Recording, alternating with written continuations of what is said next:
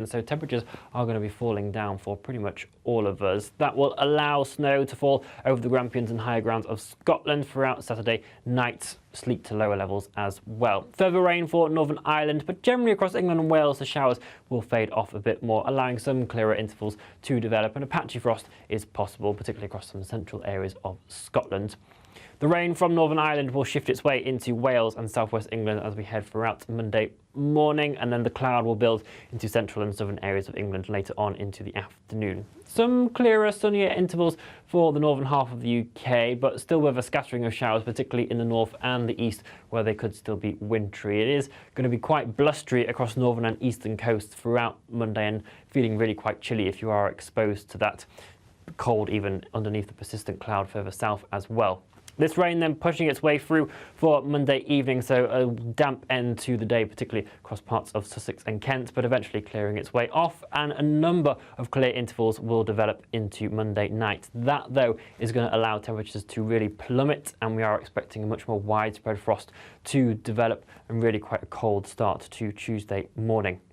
It does, though, mean that there'll be a good amount of sunshine to start off the day, and once that helps heat things up a bit more, it will be a relatively more pleasant day, particularly compared to Monday, with a good amount of sunny intervals for many. The wind's easing down in the east as well, but still a scattering of showers to contend with. The outbreaks of rain look to return as we move towards the middle part of the week, but temperatures will also be on the rise. Bye-bye.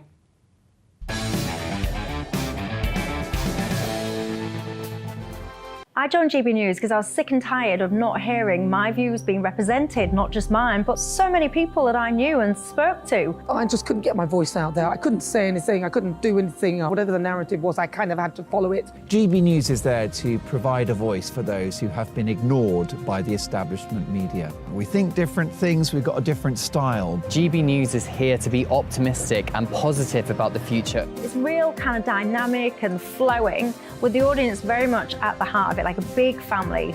Here at GB News, we talk about the things that matter to you. Hearing the voices from right across our towns and cities, especially our towns. All sides of the argument represented with a heavy dose of opinion. We're on a mission here to make a difference. And the GB News family really is here for you, and whatever time of day you can watch or listen. Britain's watching. Britain's watching. We're proud to be GB News, The People's Channel. Britain's news channel. Westminster is going around in ever-decreasing circles, followed by the media. Britain is broken. How on earth did we get into this mess? But more importantly, how do we get out of it? Join me at 7 p.m, Mondays to Thursdays on Farage, here on GB News. We will have open, rational debate. We've got to work out how Britain moves forward from this. Join us here on GB News, the People's Channel. Britain is watching. You've probably seen politicians interviewed 1,000 times, but we do it differently. We find out who they really are, we don't shout, we chat, and hopefully we bring a bit of light, not just heat. Did you know Kate Moss? Apparently. Do you have a pair of jeans or a pair of jeans? No, of course I don't. What would I do with them? My friends are like, oh my God, what's she doing now? Join me every Sunday at 6 for Gloria Meets, only on GB News, the People's Channel, Britain's news channel. I'm Jacob Rees-Mogg, the Member of Parliament for North East Somerset and a former government minister. For years, I've walked the corridors of power in both Westminster and the City of London. We need to have the arguments, the discussions on how we make it better. Crop failures, famine, war, suffering on a scale completely unimaginable. We are putting the cart before the horse. As Charles I said at the scaffold, he was the true defender of liberty. Yeah, I've completely derailed the conversation. Join me Monday to Thursday at 8 p.m. on GB News, Britain's news channel. New to GB News is the Saturday 5. Join us every Saturday from 8 p.m. as we debate the week's stories. Right, folks, that was a spicy one, wasn't it? With us four, plus a special guest. Sometimes she has to stick her foot in it. Sometimes she has to say things as they are. Sometimes I think we should keep the refugees and send the pensioners to Rwanda. Then we'd be in a much better state. Well, Benjamin, that is... The Saturday 5. Saturday nights from 8. Only on GB News, the People's Channel. Britain's news channel.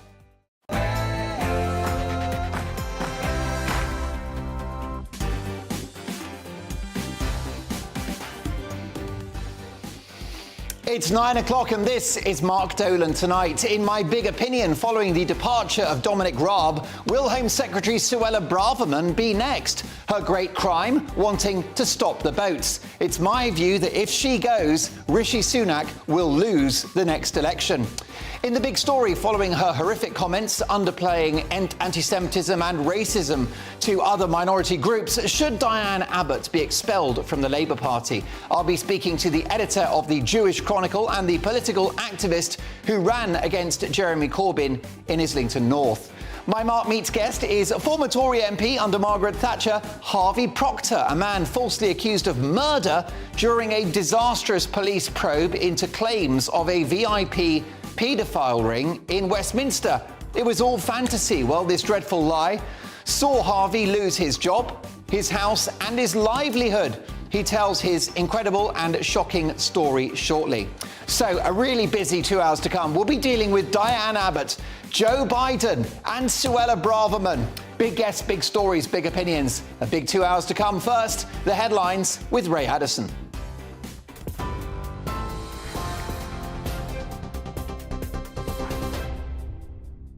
Thanks, Mark. Here's the latest from the GB newsroom. The government is launching a review to find out why some mobile phone users did not receive today's emergency test alert. At 3 p.m, most people received a message on their home screen along with a sound and vibration for up to 10 seconds. However, users on some networks, including 3, did not. There's also been reports that some have not been able to make or receive calls since that test. Deputy Prime Minister Oliver Dowden says the alert could save people's lives in future. It's the case that this has been developed with the National Cyber Security Centre, which forms part of GCHQ. There will be very strict procedures in place for its authorisation, and it will only be used in a situation where your viewers' lives are in danger. I'm determined that there is a very high bar for the usage of this. The Prime Minister has hailed the brave efforts of the UK's armed forces after they helped British diplomats and their families to escape fighting in Sudan. They carried out a complex mission in the capital, Khartoum, alongside other allies. Hundreds of civilians have died in the violent conflict between the Sudanese army and a rival paramilitary group. Foreign Secretary James Cleverly says the government is continuing to ensure the safety of British nationals who remain in the country. We have taken the decision to temporarily close the embassy and to relocate our embassy staff. That gives us the best opportunity to project our diplomatic support back into Sudan, but we remain absolutely committed to support British nationals in Sudan. We will do so in close coordination with our international partners. But the best thing that we can do to support British nationals, and indeed everyone in Sudan, is push the generals involved in this conflict to bring it to an end, and that will remain the priority of our diplomatic focus in the region. Suella Braverman has been criticised by an Algerian asylum seeker during an Extinction Rebellion protest outside the Home Office. 24-year-old Moon, who crossed the English Channel in a small boat in December, said no human is illegal, whilst protesters chanted, "Refugees are welcome here." The comments come after the Home Secretary said it's crucial that the government has the power to deport migrants without being blocked by the European Court of Human Rights. 11 small boats carrying nearly 500 people made the dangerous crossing yesterday. Diane Abbott has been suspended as a Labour MP pending an investigation after she claimed that Jewish people are not subject to racism. In an article for the Observer newspaper, the former Shadow Health Secretary said Jewish people experience prejudice like Irish or red-headed people, but not real racism. She's since withdrawn the remarks and apologised for any offence caused. However, the Labour Party has called the comments deeply offensive and wrong. And 2 new pictures of Prince Louis have been published as he celebrates his 5th birthday today. He's been photographed being pushed in a wheelbarrow by his mum.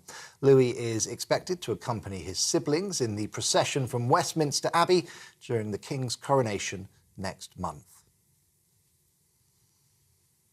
probably tucked up in bed right now. On TV, online, on DAB Plus radio and on TuneIn too, this is GB News. Now, let's get back to Mark.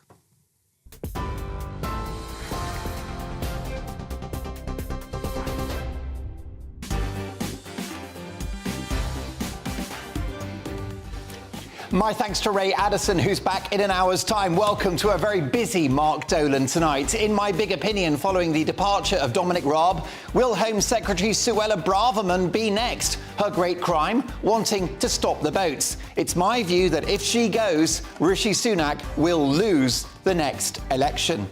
In the big story, following her horrific comments underplaying anti-Semitism and racism towards other minority groups, should Diane Abbott be expelled from the Labour Party? I'll be speaking to the editor of the Jewish Chronicle and the political activist who ran against Jeremy Corbyn in Islington. My Mark Meets guest is former Tory MP under Margaret Thatcher, Harvey Proctor, a man falsely accused of murder during a disastrous police probe into claims of a VIP paedophile ring in Westminster. It was all fantasy. Well, this dreadful lie saw him lose his job, his house and his livelihood. He tells me his incredible and shocking story shortly, and he's told my team nothing is off the table. You won't want to miss Harvey Proctor before 10. In the next hour, in my Take at 10, Joe Biden will this week announce that he wants, wait for it, another 4 years in the White House. May God help us. My full reaction at 10. My newsmaker tonight is politics legend Anne Widdecombe. I'll be asking Anne whether the English should be more patriotic. And with every mobile phone having received an alert at 3 p.m. today, or at least most mobile phones, should the government stay out of our lives? Mark Dolan tonight is the home of the papers, with tomorrow's front pages from 10:30, with 3 top pundits who haven't been told what to say and who don't follow the script. Tonight, Polly Toynbee, Albi Amankona and Joanne Nadler. Tonight I'll be asking the pundits, as we celebrate St George's Day, is it time for an English Parliament? Should all gambling ads be banned? And would you ever tell a friend or a loved one if they were being cheated on? Plus your emails, especially the spicy ones, mark@gbnews.uk. And this show has a golden rule.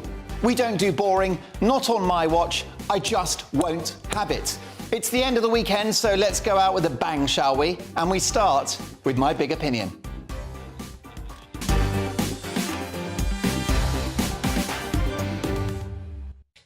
Now, whether or not he's really guilty of outrageous bullying, the departure of Dominic Raab as Justice Secretary and Deputy Prime Minister is a scalp for those civil servants less than keen on the government's political agenda.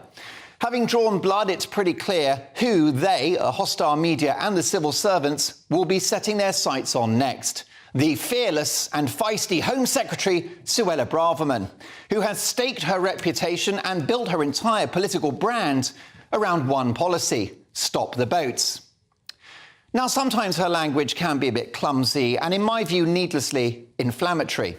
But politics is all about messaging, and the message from Braverman is refreshingly clear in a world of politicians who are happiest resting their backsides on the fence. Suella Braverman sees it as her political raison d'etre to tackle the illegal migrant crossings, and although she may not speak in the measured tone you'd expect from a top lawyer, and she is a top lawyer, she knows exactly what she's doing.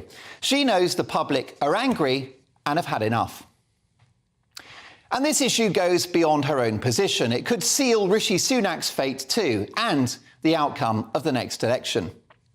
Writing in this weekend's Telegraph, Braverman signals that she's prepared to ignore European judges to start deportation flights to Rwanda. The Home Secretary said proposed new powers for ministers to disregard temporary injunctions by the European Court of Human Rights were crucial to delivering what was, let's not forget, a manifesto commitment to tackle this crisis. The illegal migrant crossings are, in my view, 3 things: an economic, national security and humanitarian disaster. Just recently, it's been revealed that 19 suspected terrorists have been among those who have made that perilous journey. Where are they now, and what are their plans for this country? It's an economic emergency too. as migrants are housed in hotels, impacting those communities and costing the British taxpayer a cool £6 million a day. And it's a humanitarian disaster too, as thousands every year risk their lives in small boats, enriching the international gangsters who are making millions off the back of what is effectively human trafficking. Those crossing come from a safe country, France, and until recently, many of their number were young Albanian men. Worth remembering that Albania is not a war-torn hellhole. They haven't had military conflict for a quarter of a century. Let's be honest, Albania is more peaceful than the bloody Isle of Wight. Those who do have the money to pay these evil gangsters who advertise their grim service on TikTok and Instagram are bankrolling a criminal business model with blood on its hands.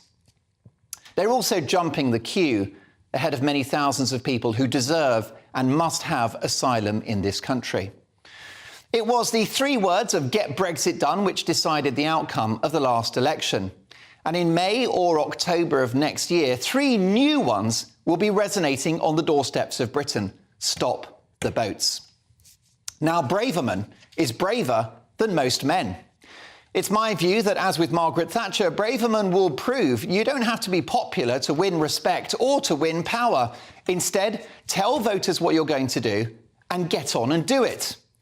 As well as a rump of activist civil servants in the Home Office who have used notice boards to contradict government policy, there are plenty of high-profile media figures, including a few famous sports presenters, who would love to see the back of Braverman, because she is the antithesis of the North London-based political and media elite, who can afford luxury beliefs like an effective open borders policy. Why? Because they are financially and in practical terms shielded from its consequences. Braverman's position might be unfashionable in Islington, but the majority of Brits find the chaotic and sometimes tragic illegal crossings unacceptable in a modern, democratic and civilised country. She may be the next target following the political demise of Dominic Raab, but if she does what she says she's going to do, she won't be going anywhere. If Braverman stops the boats, there will be no stopping her.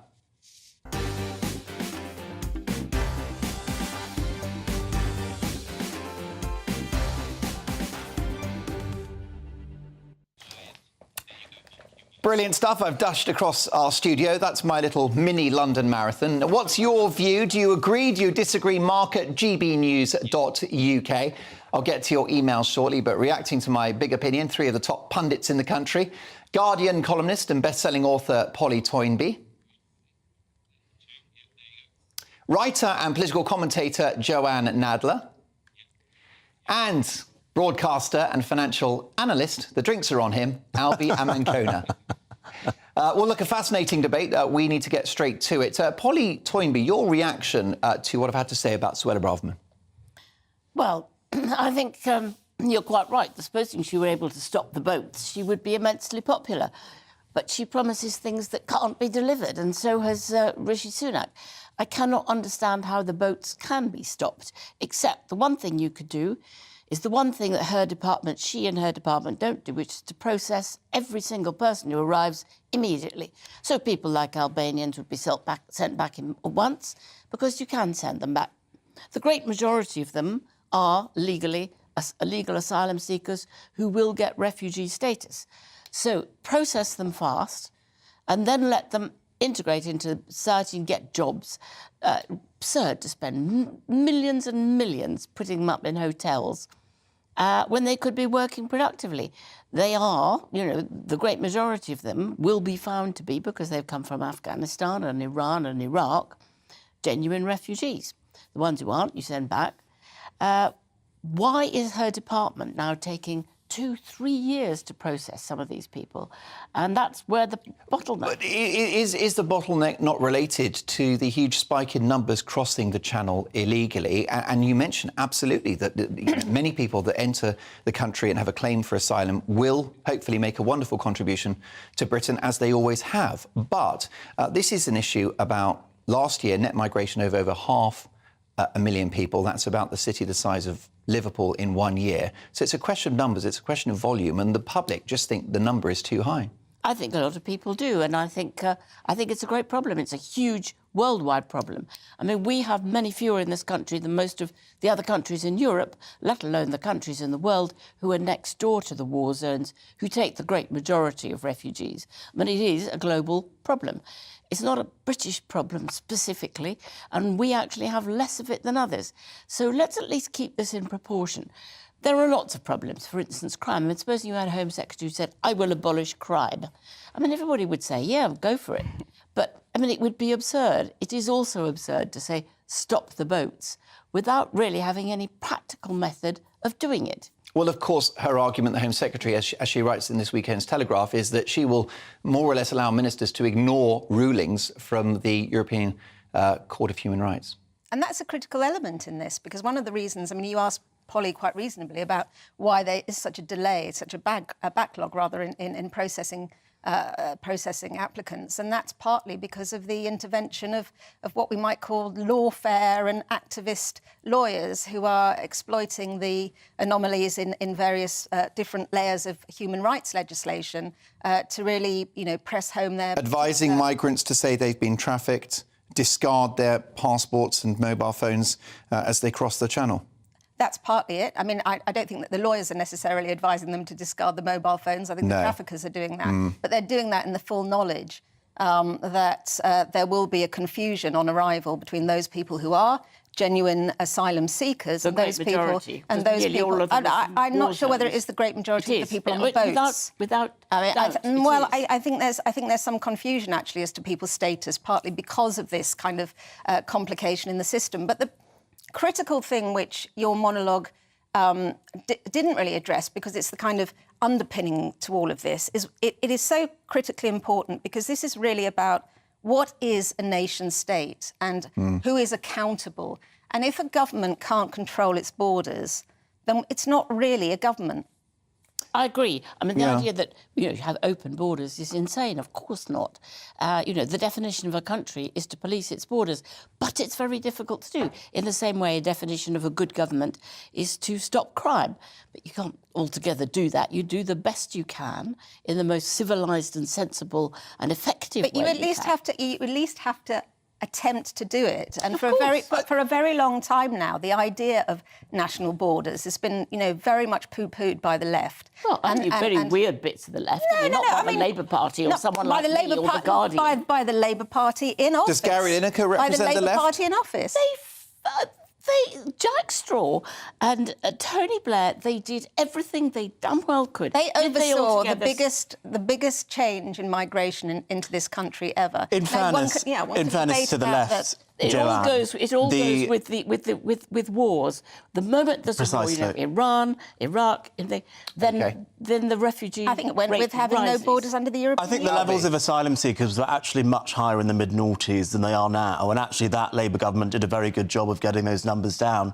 If only this current Conservative government could take a leaf out of their book. I think a lot of it does come down to Home Office administration. Yes, there is an impact from what Suella Braverman would call lefty lawyers and the ECHR stopping the Rwanda plan from getting off the ground. I would like to see that plan get off the ground, but I would also like to see one of the other amendments that Tory MPs put the illegal migration bill, I think it was last week, that they want the government to draft plans to open safe and legal routes within the next 6 months, capped at 20,000 people. I've always advocated that our illegal migration policy should be both firm and fair. That means there needs to be a firm deterrent, but there need to be fair, safe and legal routes which are open for genuine asylum seekers. And unfortunately, there aren't enough of those at the moment. OK, what's your view? Can Suella Braverman stop the boats, or is it an empty promise, as suggested by Polly Toynbee, one of my top pundits tonight? Coming up next in the big story, following her horrific comments underplaying anti-Semitism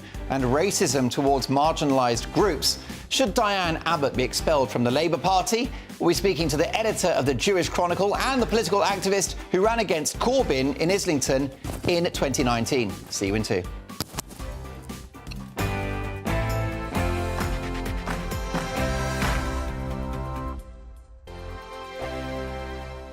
It's all about family, being in people's living rooms, all the interaction and getting to know who our viewers and listeners are. When I was young, my dad used to say, "Nana, stop arguing." I wanted an outlet that would enable me to give my opinion. People are going through a really hard time right now, and I know that you don't feel like you're being listened to by the establishment. I came to GB News because it's the People's Channel, and I want the audience to have their say on the events of the day. We're dynamic. We do something different. Democracy shows that the wisdom of the nation is in its people. I get to travel to find out what the story is from a personal perspective. The British people aren't fools. We know when we're not being told the full story. We've got to work out how Britain moves forward from this. It's the best country in the world. The establishment had their chance. Now we're here to represent your views. Britain's watching. Britain's watching. Britain's watching. We're proud to be GB News. The People's Channel. Britain's news channel.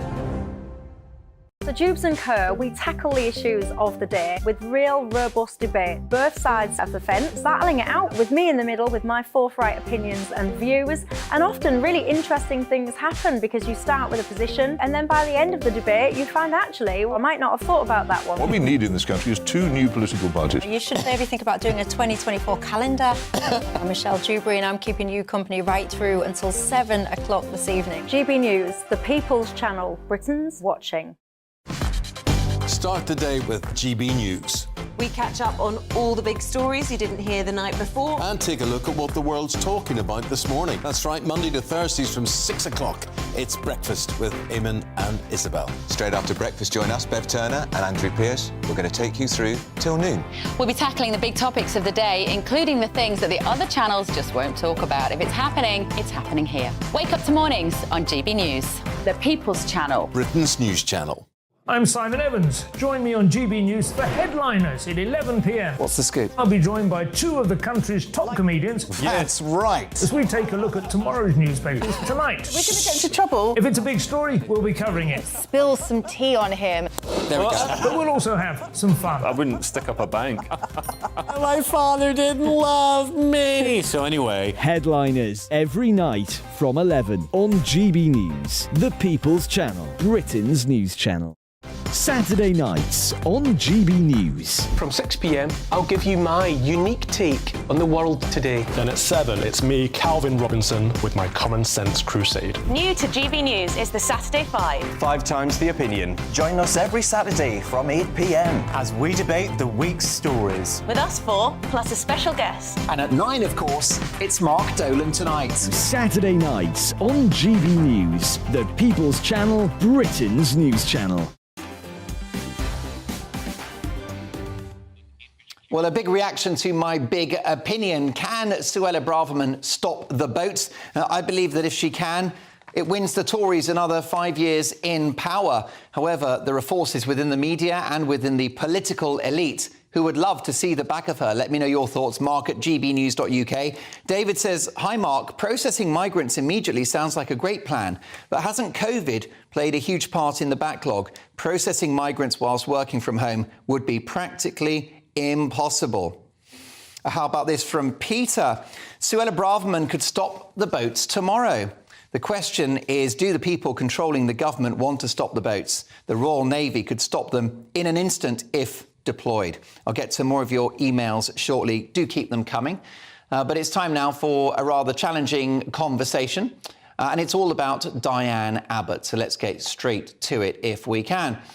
And here is the story, folks. It's quite shocking. Diane Abbott has been suspended as a Labour MP pending an investigation into a letter she wrote about racism to The Observer. The former Shadow Home Secretary wrote that many types of white people with points of difference can experience prejudice, but they're not subject to racism all their lives. She went on, in pre-Civil Rights America, Irish people, Jewish people and travellers were not required to sit at the back of the bus. In apartheid South Africa, these groups were allowed to vote. And at the height of slavery, there were no white-seeming people manacled on the slave ships. Now, Miss Abbott's letter prompted a backlash, including from the Board of Deputies of British Jews, which described it as disgraceful and her apology entirely unconvincing. She later tweeted to say that she was withdrawing her remarks and apologised for any anguish caused. Labour said the comments were deeply offensive and wrong. In a moment, we'll speak to Jake Wallace-Simons, the editor of the revered Jewish Chronicle. But first, with me in the studio is Yosef David, who ran against Jeremy Corbyn in Islington North in 2019. Yosef, welcome to the studio. Thank you very much for having me. Your reaction to what Diane Abbott had to say in what I guess we should stress is a draft letter that she sent to The Observer, but the sentiment is there in black and white, isn't it? Yes, the sentiments are abhorrent. They're also patently wrong. If she were to book a visit to one of the many Jewish schools in her constituency, she would be met with airport-style security. Jewish people, and in fact the travelling community as well, suffer extreme racism at times. By and large in this country, we live in a lovely country where people tend to get on, but it's undeniable that the Jewish community and the travelling community suffer racism on par with other communities. You made quite the splash at the count. This is in 2019 when Jeremy Corbyn was once again re-elected as the Labour Member of Parliament for Islington North. But you were just behind him when he made his speech in which he said that he's tried to run a kind of very clean campaign and yes. that Labour on his watch represents sort of probity and discretion and all the rest of it. And you went a bit viral because, well, your face said it all. Yes, he said we did not descend into the gutter, which, on reflection, he was right. They fought the campaign exclusively from the gutter. But let me tell you, I raised both eyebrows at this comment from Diane Abbott. And as jovial as politics can be, when we see the lighter side, there is responsibility that comes with the role. And Diane Abbott needs to do some reflecting herself, I think. Well, Yosef, do stay with me because I'm delighted to welcome the editor of the Jewish Chronicle as well. So let's hope that the line is up and running. Yes, indeed. We have Jake Wallace-Simons, editor of said newspaper. Jake, your reaction to this? I was truly shocked. What's your view? I can't say I was shocked. In fact, I think that for many Jewish people, it's quite shocking how we're not shocked anymore because we get so used to this stuff, particularly from the hard left, which currently is influenced by identity politics. You know, Diane Abbott, it's sad. You know, she was the first black MP in this country. She herself has faced a lot of racism over the years. She's set herself up as an anti-racist campaign, and all of that is laudable. But sadly, it seems like she doesn't know very much about racism because she's under the influence of this hard left ideology which seeks to restrict the definition of racism to black people and withdraw it from any other group, including and especially Jews. You know, in her own constituency, as Yosef mentioned, there are 2 attacks on average per week on Jews. That's in Hackney, in her own constituency. Home Office figures at the end of last year showed that Jews are 5 times more likely to suffer a racist abuse by comparison to other faith groups. And indeed, the report that she was sort of railing against in her letter to The Observer, the National Equalities Survey, recorded that about 60% of travellers say they have experienced racism, 55% of Jews, 50% of black Caribbean people, and only 30% of black Africans. That's what she objected to. That's objective, you know, empirical evidence. She couldn't take it. For her, under the influence of this ideology, which, by the way, we saw with Whoopi Goldberg, if you recall, a few months ago, saying the Holocaust was not about race because only things about black people can be about race, not about Jews, ignoring the fact that it actually explicitly was about race. Diane Abbott, under the influence of the same ideology, is forced into a position where she has to deny empirical evidence and deny the facts, deny reality, and advance this absurd idea that only black people can experience racism. So it's absurd, it's ridiculous, it's stupid, and it's very good that Keir Starmer has suspended her. And I would join with my fellow people in the Jewish community and call for her expulsion from Labour. I know that you're not one for cancel culture. Why would you go that far? Would an apology not be sufficient? I think, well, she has apologised, but I think the problem with her apology is that it seems to be a reaction to the outrage rather than genuine contrition. You know, it feels like what she expressed in that letter to The Observer was the mask slipping and her expressing her true views, and the apology was a bit of a reverse ferret or a backpedal. If we look at her track record, she was one of Jeremy Corbyn's key supporters, knows him well of many years, been his friend, and she is on record as calling the anti-Semitism scandal in Labour a smear.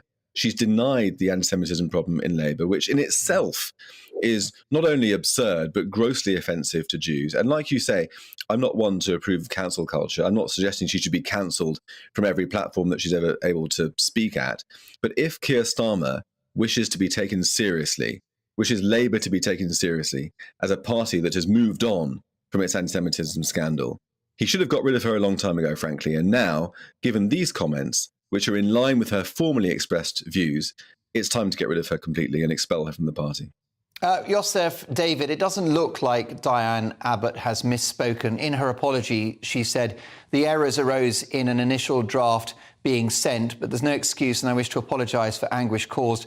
Racism takes many forms, and it's completely undeniable that Jewish people have suffered its monstrous effects, as have Irish people, travellers, and many others. Once again, I'd like to apologise publicly for the remarks and any distress caused as a result of them. Are you buying that apology? I have to be honest, no. I don't think that Diane Abbott is sorry. However, I would say that in a mature, free society, freedom of speech is the cornerstone of our society, of our democracy, and we have to be able to associate and even include people whose views, quite frankly, I find abhorrent. So whilst I don't think she's contrite, I think that we can add this to a long list of comments that she's made that would fall under the category of highly controversial, and we probably will hear more comments from her in the future.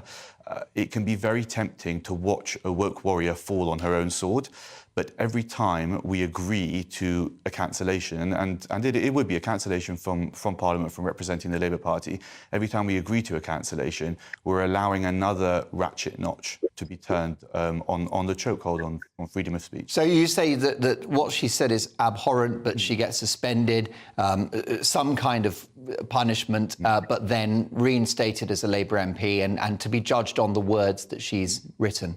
Yes, and we have to also note that she has one of the biggest parliamentary majorities in the country, and I think we should put it back to the people who are in the constituency, many of whom are Jewish, and I don't think she'll be getting their vote again. No, and also Jake Wallace-Simons, I know that the Jewish Chronicle is obviously focused on the Jewish community, but it's a very inclusive paper. I find it a really interesting read.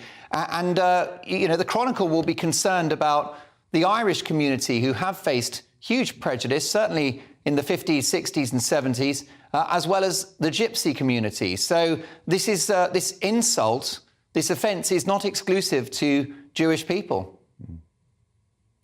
That's right. I mean, she did seem to take aim at Jews and travellers, and compared the prejudice that Jews and travellers face to the prejudice that ginger kids experience at school, which is laughable. I mean, we're talking about both Jews and travellers were involved in the Holocaust, were killed in great numbers in the Holocaust, and ginger people weren't. I mean, it doesn't even need to be said, does it?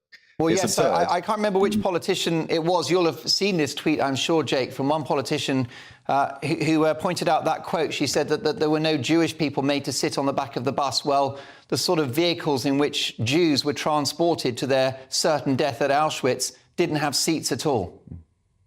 It's very interesting, isn't it, that she takes the sole paradigm of racism from segregation America. To her, that's the only definition of racism. Sitting at the back of the bus, that's racism. But being killed in their millions in Auschwitz, that's not racism. And it speaks of the importation of American identity politics into mainstream British culture, and so certainly hard left British culture, which seeks to redefine racism and limit it towards the American black experience, and by extension, the black experience in Britain, but certainly not anymore the Jewish experience or the traveller experience. And look, I would take issue with what Yosef said about cancellation. Having her expelled from Labour is not the same as cancelling her. A political party needs to have a certain standard by which its MPs need to reach in order to be worthy of carrying the party emblem on their ballot paper. Diane Abbott, if she's kicked out of the party, which I hope she will be, she's still free to stand as an independent if she wants to. And as Joseph said, her constituents can vote for her if they would like to. But what I'm saying is that if Keir Starmer wishes Labour to be taken seriously as a party that has moved on from anti-Semitism, Diane Abbott cannot be part of that future, given her comments both now and in the past. A tough conversation, gentlemen. Thank you for your time and considered thoughts. Jake Wallace-Simons and Joseph David. Well, we've been asking you on Twitter whether or not Diane Abbott should be expelled from the Labour Party. I'll be giving you the results of that poll straight after the break. Also coming up with the pundits as we celebrate St George's Day, is it time for an English Parliament? Should all gambling ads be banned? And would you tell your friend or loved one if they were being cheated on? All of that after this.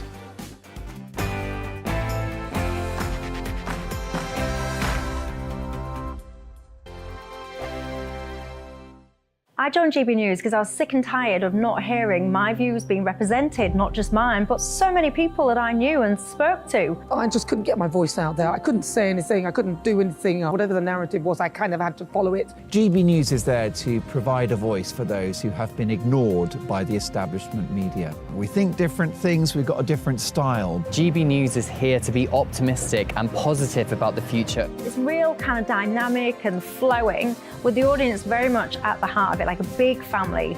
Here at GB News, we talk about the things that matter to you. Hearing the voices from right across our towns and cities, especially our towns. All sides of the argument represented with a heavy dose of opinion. We're on a mission here to make a difference. And the GB News family really is here for you, and whatever time of day you can watch or listen. Britain's watching. Britain's watching. We're proud to be GB News. The People's Channel. Britain's news channel. Westminster is going around in ever-decreasing circles, followed by the media. Britain is broken. How on earth did we get into this mess? But more importantly, how do we get out of it? Join me at 7 p.m, Mondays to Thursdays on Farage, here on GB News. We will have open, rational debate. We've got to work out how Britain moves forward from this. Join us here on GB News, the People's Channel. Britain is watching. You've probably seen politicians interviewed 1,000 times, but we do it differently. We find out who they really are, we don't shout, we chat, and hopefully we bring a bit of light, not just heat. Did you know Kate Moss? Apparently. Do you have a pair of jeans or a pair of jeans? No, of course I don't. What would I do with them? My friends are like, oh my God, what's she doing now? Join me every Sunday at 6 for Gloria Meets, only on GB News, the People's Channel, Britain's news channel. I'm Jacob Rees-Mogg, the Member of Parliament for North East Somerset and a former government minister. For years, I have walked the corridors of power in both Westminster and the City of London. We need to have the arguments, the discussions on how we make it better. Crop failures, famine, war, suffering on a scale completely unimaginable. We are putting the cart before the horse. As Charles I said at the scaffold, he was the true defender of liberty. Yeah, I've completely derailed the conversation. Join me Monday to Thursday at 8 p.m. on GB News, Britain's news channel. New to GB News is the Saturday 5. Join us every Saturday from 8 p.m. as we debate the week's stories. Right, folks, that was a spicy one, wasn't it? With us four, plus a special guest. Sometimes she has to stick her foot in it. Sometimes she has to say things as they are. Sometimes I think we should keep the refugees and send the pensioners to Rwanda. Then we'd be in a much better state. Well, Benjamin, that is... The Saturday 5. Saturday nights from 8. Only on GB News, the People's Channel. Britain's news channel.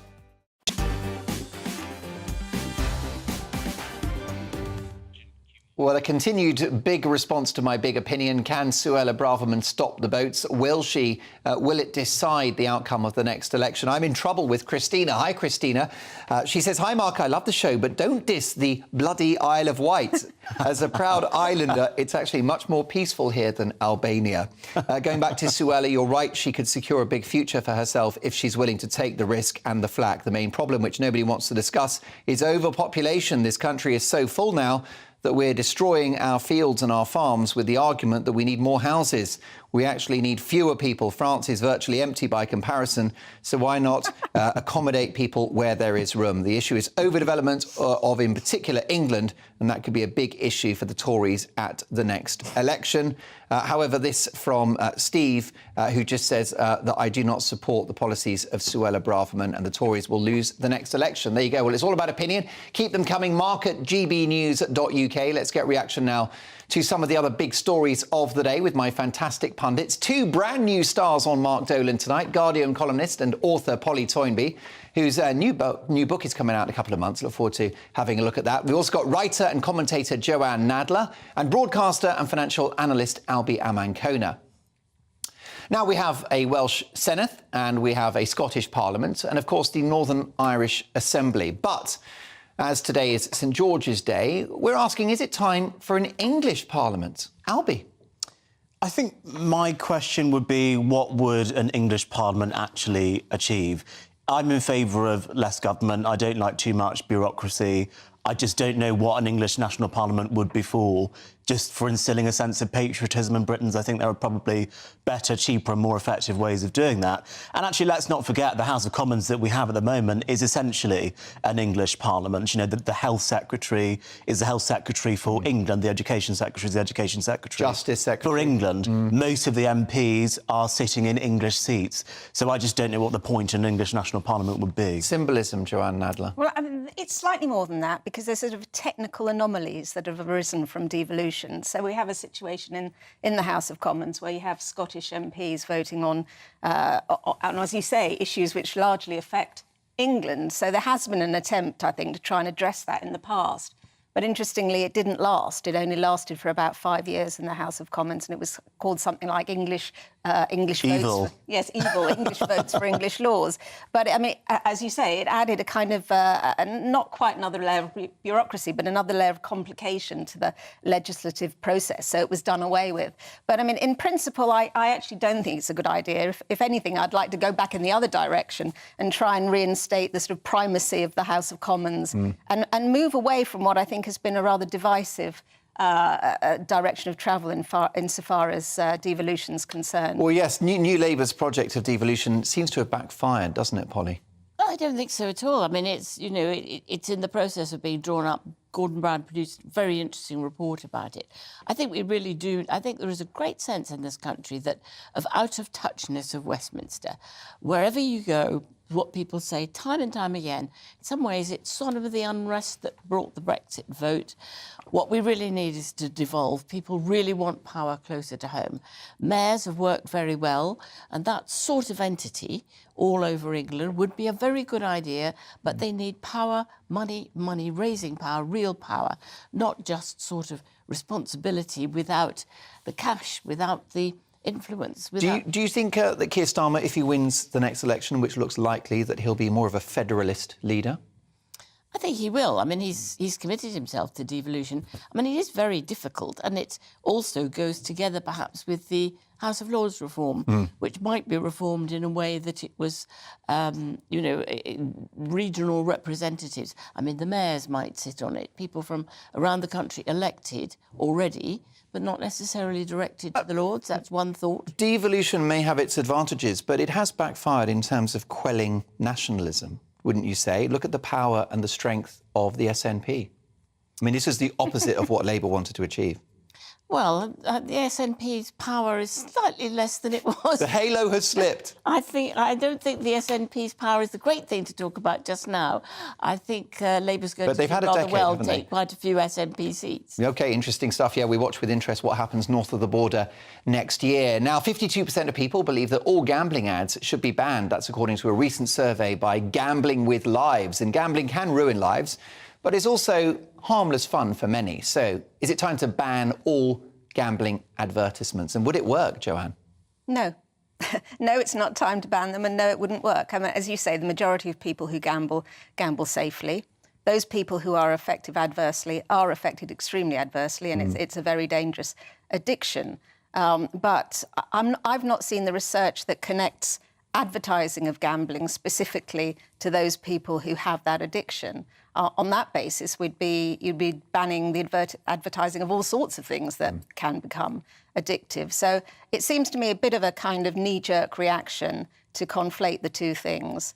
And not particularly effective, if that's what the concern is. Is this a way of framing gambling in the way that we framed smoking in the 80s and 90s, to make gambling a bad thing, to remove advertising, tax it more highly, and encourage people not to do it? I think that's a strong point. Instinctively, I'm not in favour of banning things. I think if the public don't like something, it's very easy for a government to say, here's something you don't like, I'll make a law to ban it, and it's very popular with voters, as we've seen in this polling. I think one of the things that they were mentioning that they might actually take from this report, one of the recommendations, is that they want to levy the profits of these gambling companies somehow. I'm not really sure how that would work. I don't know if I'm necessarily comfortable with that either. However, it's very easy to say, oh, I don't like these solutions to a big problem. You know, gambling is a huge problem for a lot of people, and it actually hits some of the poorest people in our society the most, and I do think it is probably right that the government does something to help Yes, them. and I just worry that professional sport, for example, is over-reliant on investment from gambling companies, which I think is a bit of a deal with the devil, but there you go. Let's talk about matters of the heart now, because a man discovered that his grandmother was cheating on his granddad. Who knew? He wrote into the Metro newspaper for advice on whether or not he should out his gran. So would you tell your friend or loved one if you knew they were being cheated on? Albie. I think I probably would. I mean, I was reading the story and I was quite shocked to read that this young man was calling his grandmother an old tart. I mean, I couldn't ever imagine calling my grandmother that, so I thought that was quite rude. But no, I think that you can handle these situations with care, and I always think honesty is the best policy. I don't know, though, because in a way you're interfering with people's lives if you out an affair, aren't you, Polly? I don't think you should do that. I think it's people to sort out their own lives, and maybe things fade away, get forgotten. Maybe it's, she gets over it, and it would have been better never to raise it. I just think that interfering because you think you know better about other people's marriages is mostly very unwise. I mean, you are sitting on a very hot piece of information, aren't you? If you find out that a friend's being cheated on, or a family member, it's a responsibility, it's a burden, Joanne. It's a horrible dilemma to have. I'm glad I've never had it, frankly. But I was thinking about it, knowing that we might discuss this in advance, and I sort of alighted on a bit of a compromise situation, which is that I think I'd be inclined to have a word with the person that was having the affair and suggest that they maybe try to put things right. Speak to Gran. Speak to Gran. Yeah, because I think that, in a way, the grandson is a homewrecker. Yeah, I think it could be. I mean, I'm inclined to agree with Polly on this one. All right, well, look, well done, Gran, for having such a colourful love life. Lucky you. Coming up next, my Mark Meets guest is former Tory MP under Margaret Thatcher, Harvey Proctor, a man falsely accused of murder and being part of an imaginary paedophile ring in Westminster. It's a shocking story. You won't believe it, and that's next.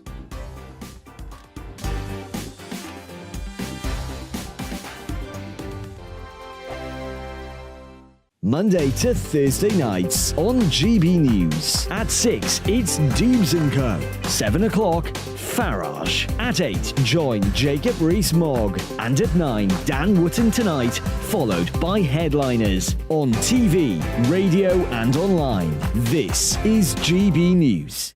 First and foremost, I am a GB News fan, and I was before I was working here. Just love the fact that we're asking the questions that a lot of establishment media won't ask. With a bit of a twist, we not only want to inform you, but we want to keep you entertained. It's worth the drive because you get in and the team's all ready and waiting, they're itching to go, and it's a proper little family. GB News is the people's channel. It's the audience that makes the programme sing. We're giving our viewers and our listeners a voice. I see the thousands of your letters, tweets, emails, you name it, coming in. Britain is broken.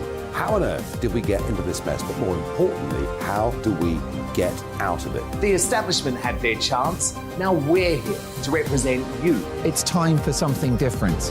It's time for GB News. I'm very patriotic. I believe in Britain. Our best days lie ahead. Britain's watching. Britain's watching. Join us here on GB News. The people's channel. Britain's news channel. Join me, Patrick Christie's Monday to Friday, 3 till 6. We tackle the day's news agenda like you've never seen before. It's high tempo, high octane, the most controversial topics and the best guests. You will not be able to take your eyes and ears off it. I'm not afraid to ask the questions that you really want answered. 3 till 6 p.m. Monday to Friday on GB News, the People's Channel, Britain's news channel. GB News has its own late-night paper preview show, Headliners, where comedians take you through the next day's top news stories. You don't have to bother reading the newspaper, we've got it covered for you. Headliners, every night at 11 p.m. and repeated every morning at 5 a.m. We won't send you to sleep like some of the other paper review shows out there. GB News, the People's Channel, Britain's news channel. Join me, Camilla Tominey, on Sunday mornings from 9:30, taking the politicians to task and breaking out of SW1 to see how their decisions are affecting you across the UK. Bursting the Westminster bubble every Sunday morning, only on GB News, the People's Channel. Britain's watching. Hello, I'm Calvin Robinson. Do not miss my Common Sense Crusade Saturdays at 7 p.m.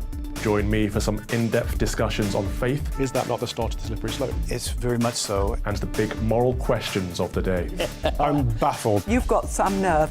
Only on GB News, the People's Channel, Britain's news channel.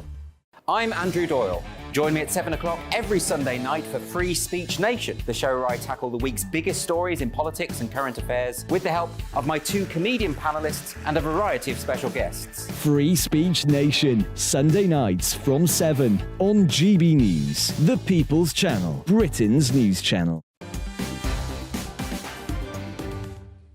It's time now for Mark Meets. And tonight, former Conservative Member of Parliament under Margaret Thatcher, Harvey Proctor, whose illustrious career and reputation were destroyed by a series of completely false allegations that he was guilty of murder and part of a mythical paedophile ring in Westminster, a groundless story peddled by the fantasist Carl Beach, who's now serving 18 years in prison. Following their botched Operation Midland investigation and having been found to have made at least 40 mistakes in their investigation, the police apologised to Harvey Proctor, and in 2019 he is reported to have received almost £1 million in compensation and legal fees from the Met Police. Well, after 7 years of hell and the loss of his health, both mental and physical, the loss of his home, his livelihood and his reputation, I'm delighted to say that he prevails and he lives to tell the tale. Harvey Proctor, welcome to Mark Dolan tonight. Good evening to you. Thank you for inviting me onto your programme, and good evening to your viewers as well. Lovely to have you with us. What are your emotions, Harvey, as you once again hear the details of that great injustice done to you? Well, it still hurts, and I can't imagine a time when it will not. And the impact was so great, so outrageous, that I don't think I will ever get over it. Your health was affected as well? It was. I was in reasonably good health, good physical health. I had a number of medical issues as a result of that. Of course, as you said, I lost my house, I lost my job, I lost my repute. I had death threats and I had to leave the country for almost a year. So it changed my life completely and utterly and cannot be undone. Did you find out at that time, during those 7 years, who your friends were? Oh, almost immediately. And that is to the good, that you know who your friends are and who are fair weather friends. And then, of course, you find out people who said nothing at the time, and then when it was all over, they came in to support. Of course. A bit little and a bit late. Yes, when it was safe to do so, fair weather friends. If you could speak directly to this twisted and dishonest character, deeply destructive personality, Carl Beach, if you could speak to him, what would you say to him?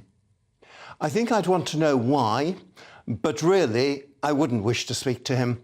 I have a kind of icy contempt, and I try not to think of him or not to think of what he said and what he tried to do to my life and to others, some of whom died during the course of it or who had already died and couldn't answer back. Therefore, I feel a responsibility, now I'm the last survivor of his monstrous allegations, to defend them as well as myself. Including former high-profile government minister Leon Britton.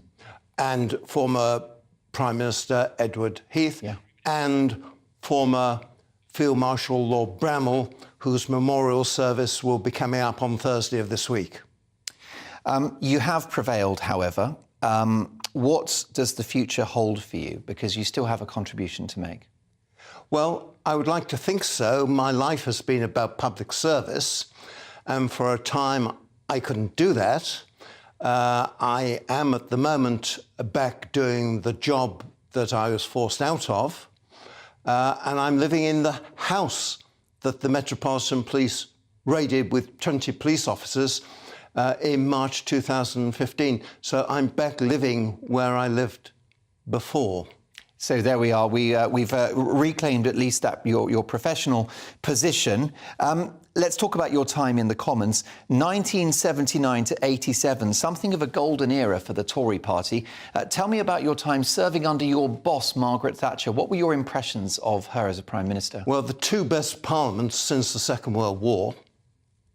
A parliament that, when we went to war, a real war, and won. In 1979, I was elected Member of Parliament for Basildon in Essex with a swing of over 11%, the largest swing to take a seat in England in 1979. So I became a Member of Parliament at the same time as Mrs. Thatcher became Prime Minister. A great honour that cannot be taken away from me. Definitely, and it was, I suppose, the first term was about winning that war in the Falklands War, of course, in which British forces prevailed, repairing the economy, getting inflation down, tackling unemployment. Of course, by 83, things started to pick up. By 87, it was booming Britain, wasn't it? Briefly, whilst we got you, we'll definitely get you back, by the way, Harvey. Your appraisal of Rishi Sunak.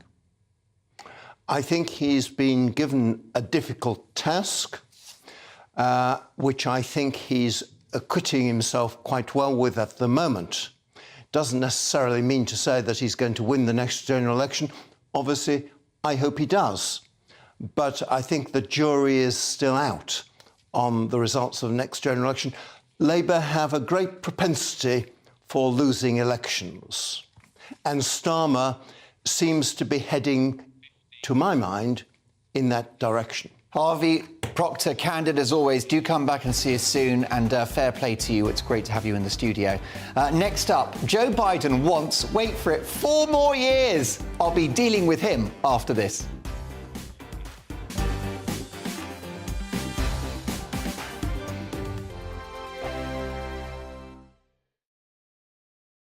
It's all about family, being in people's living rooms, all the interaction and getting to know who our viewers and listeners are. When I was young, my dad used to say, no, stop arguing. I wanted an outlet that would enable me to give my opinion. People are going through a really hard time right now, and I know that you don't feel like you're being listened to by the establishment. I came to GB News because it's the People's Channel, and I want the audience to have their say on the events of the day. We're dynamic. We do something different. Democracy shows that the wisdom of the nation is in its people. I get to travel to find out what the story is from a personal perspective. The British people aren't fools. We know when we're not being told the full story. We've got to work out how Britain moves forward from this. It's the best country in the world. The establishment had their chance. Now we're here to represent your views. Britain's watching. Britain's watching. Britain's watching. We're proud to be GB News. The People's Channel. Britain's news channel. So Dubes & Co, we tackle the issues of the day with real robust debate, both sides of the fence, battling it out with me in the middle with my forthright opinions and views. And often really interesting things happen because you start with a position and then by the end of the debate you find actually, I might not have thought about that one. What we need in this country is 2 new political parties. You should maybe think about doing a 2024 calendar. I'm Michelle Dewberry and I'm keeping you company right through until 7 o'clock this evening. GB News, the People's Channel, Britain's watching. Start the day with GB News. We catch up on all the big stories you didn't hear the night before. And take a look at what the world's talking about this morning. That's right, Monday to Thursdays from 6 o'clock. It's Breakfast with Eamon and Isabel. Straight after breakfast, join us, Bev Turner and Andrew Pearce. We're going to take you through till noon. We'll be tackling the big topics of the day, including the things that the other channels just won't talk about. If it's happening here. Wake up to mornings on GB News, the People's Channel. Britain's news channel. I'm Simon Evans. Join me on GB News for Headliners at 11 p.m. What's the scoop? I'll be joined by two of the country's top comedians. That's right. As we take a look at tomorrow's newspapers tonight. We're going to get into trouble. If it's a big story, we'll be covering it. Spill some tea on him. There we go. But we'll also have some fun. I wouldn't stick up a bank. My father didn't love me. So anyway. Headliners every night from 11 on GB News, the People's Channel, Britain's news channel. Saturday nights on GB News. From 6 p.m, I'll give you my unique take on the world today. Then at 7, it's me, Calvin Robinson, with my Common Sense Crusade. New to GB News is the Saturday 5. 5 times the opinion. Join us every Saturday from 8 p.m. as we debate the week's stories. With us 4, plus a special guest. And at 9, of course, it's Mark Dolan Tonight. Saturday nights on GB News, the People's Channel, Britain's news channel.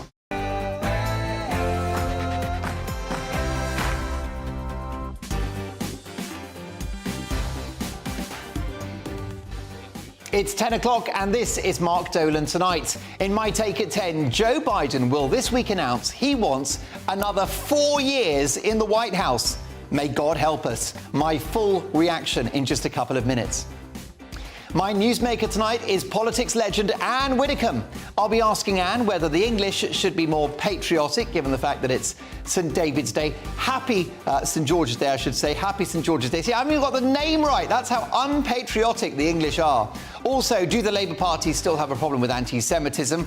And with every mobile phone having received an alert at 3 o'clock today, or at least most phones, should the government stay out of our lives?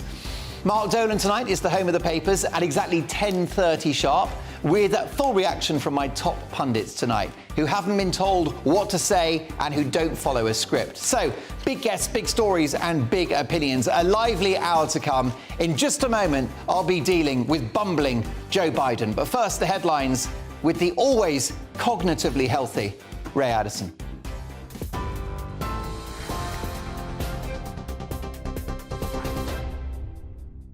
Sometimes I'm not so sure. Here's the latest from the GB newsroom.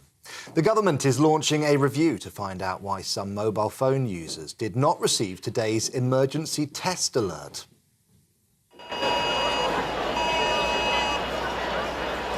At 3 p.m, most people received a message on their home screen along with a sound and vibration for up to 10 seconds.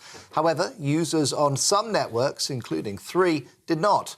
There's also been reports that some people have not been able to make or receive calls since that test. Deputy Prime Minister Oliver Dowden says the alert could save people's lives in the future. It's the case that this has been developed with the National Cyber Security Centre, which forms part of GCHQ. There will be very strict procedures in place for its authorisation, and it will only be used in a situation where your viewers' lives are in danger. I'm determined that there is a very high bar for the usage of this. The Prime Minister has hailed the brave efforts of the UK's armed forces after they helped British diplomats and their families to escape fighting in Sudan. They carried out a complex mission in the capital Khartoum alongside other allies. Hundreds of civilians have died in the violent conflict between the Sudanese army and a rival paramilitary group. Foreign Secretary James Cleverly says the government is continuing to ensure the safety of British nationals who remain in the country. We have taken the decision to temporarily close the embassy and to relocate our embassy staff. That gives us the best opportunity to project our diplomatic support back into Sudan, but we remain absolutely committed to support British nationals in Sudan. We will do so in close coordination with our international partners. But the best thing that we can do to support British nationals, and indeed everyone in Sudan, is push the generals involved in this conflict to bring it to an end, and that will remain the priority of our diplomatic focus in the region.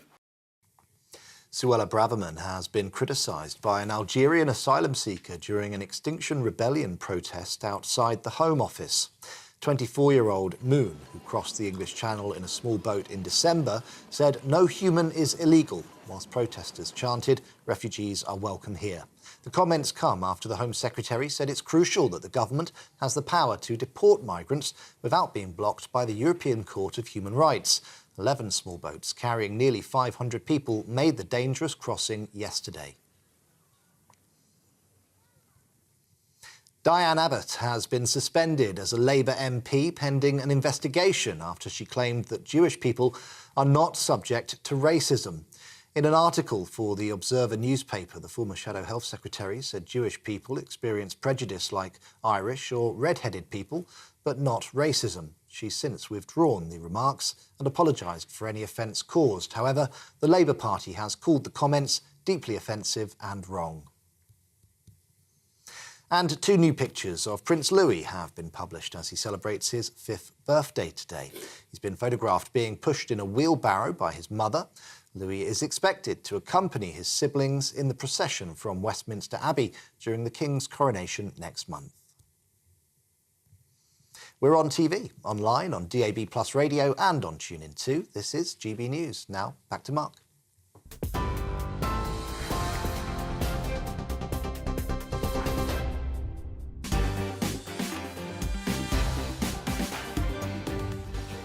My thanks to Ray Addison, who's back in an hour's time. Welcome to Mark Dolan Tonight. My newsmaker this evening is politics legend Anne Widdecombe. I'll be asking Anne whether the English should be more patriotic. After all, it is St. George's Day. So happy St. George's Day to everyone south of the border. Also, do the Labour Party still have a problem with anti-Semitism? And with every mobile phone having received an alert at 3 p.m. today, at least most phones, should the government stay out of our lives? We've got the papers at exactly 10:30 sharp. Mark Dolan Tonight is the home of the papers with top pundit reaction.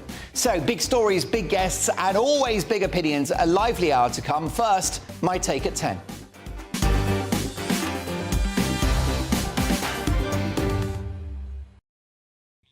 Be afraid.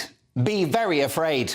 President Joe Biden, or Slow-Mo Joe as I like to call him, is set to announce this week that he'd like to run for, wait for it, another 4 years in the White House. Although by the looks of it, he could barely manage the next 4 days. The wobbly leader of the free world, who needs to be reminded every 10 minutes that he's actually president, and who's the first commander-in-chief to have more nurses than security guards, is set to tell American voters that he wants to finish the job, even though it's abundantly clear he can barely finish a sentence. Does America want 4 more years of this?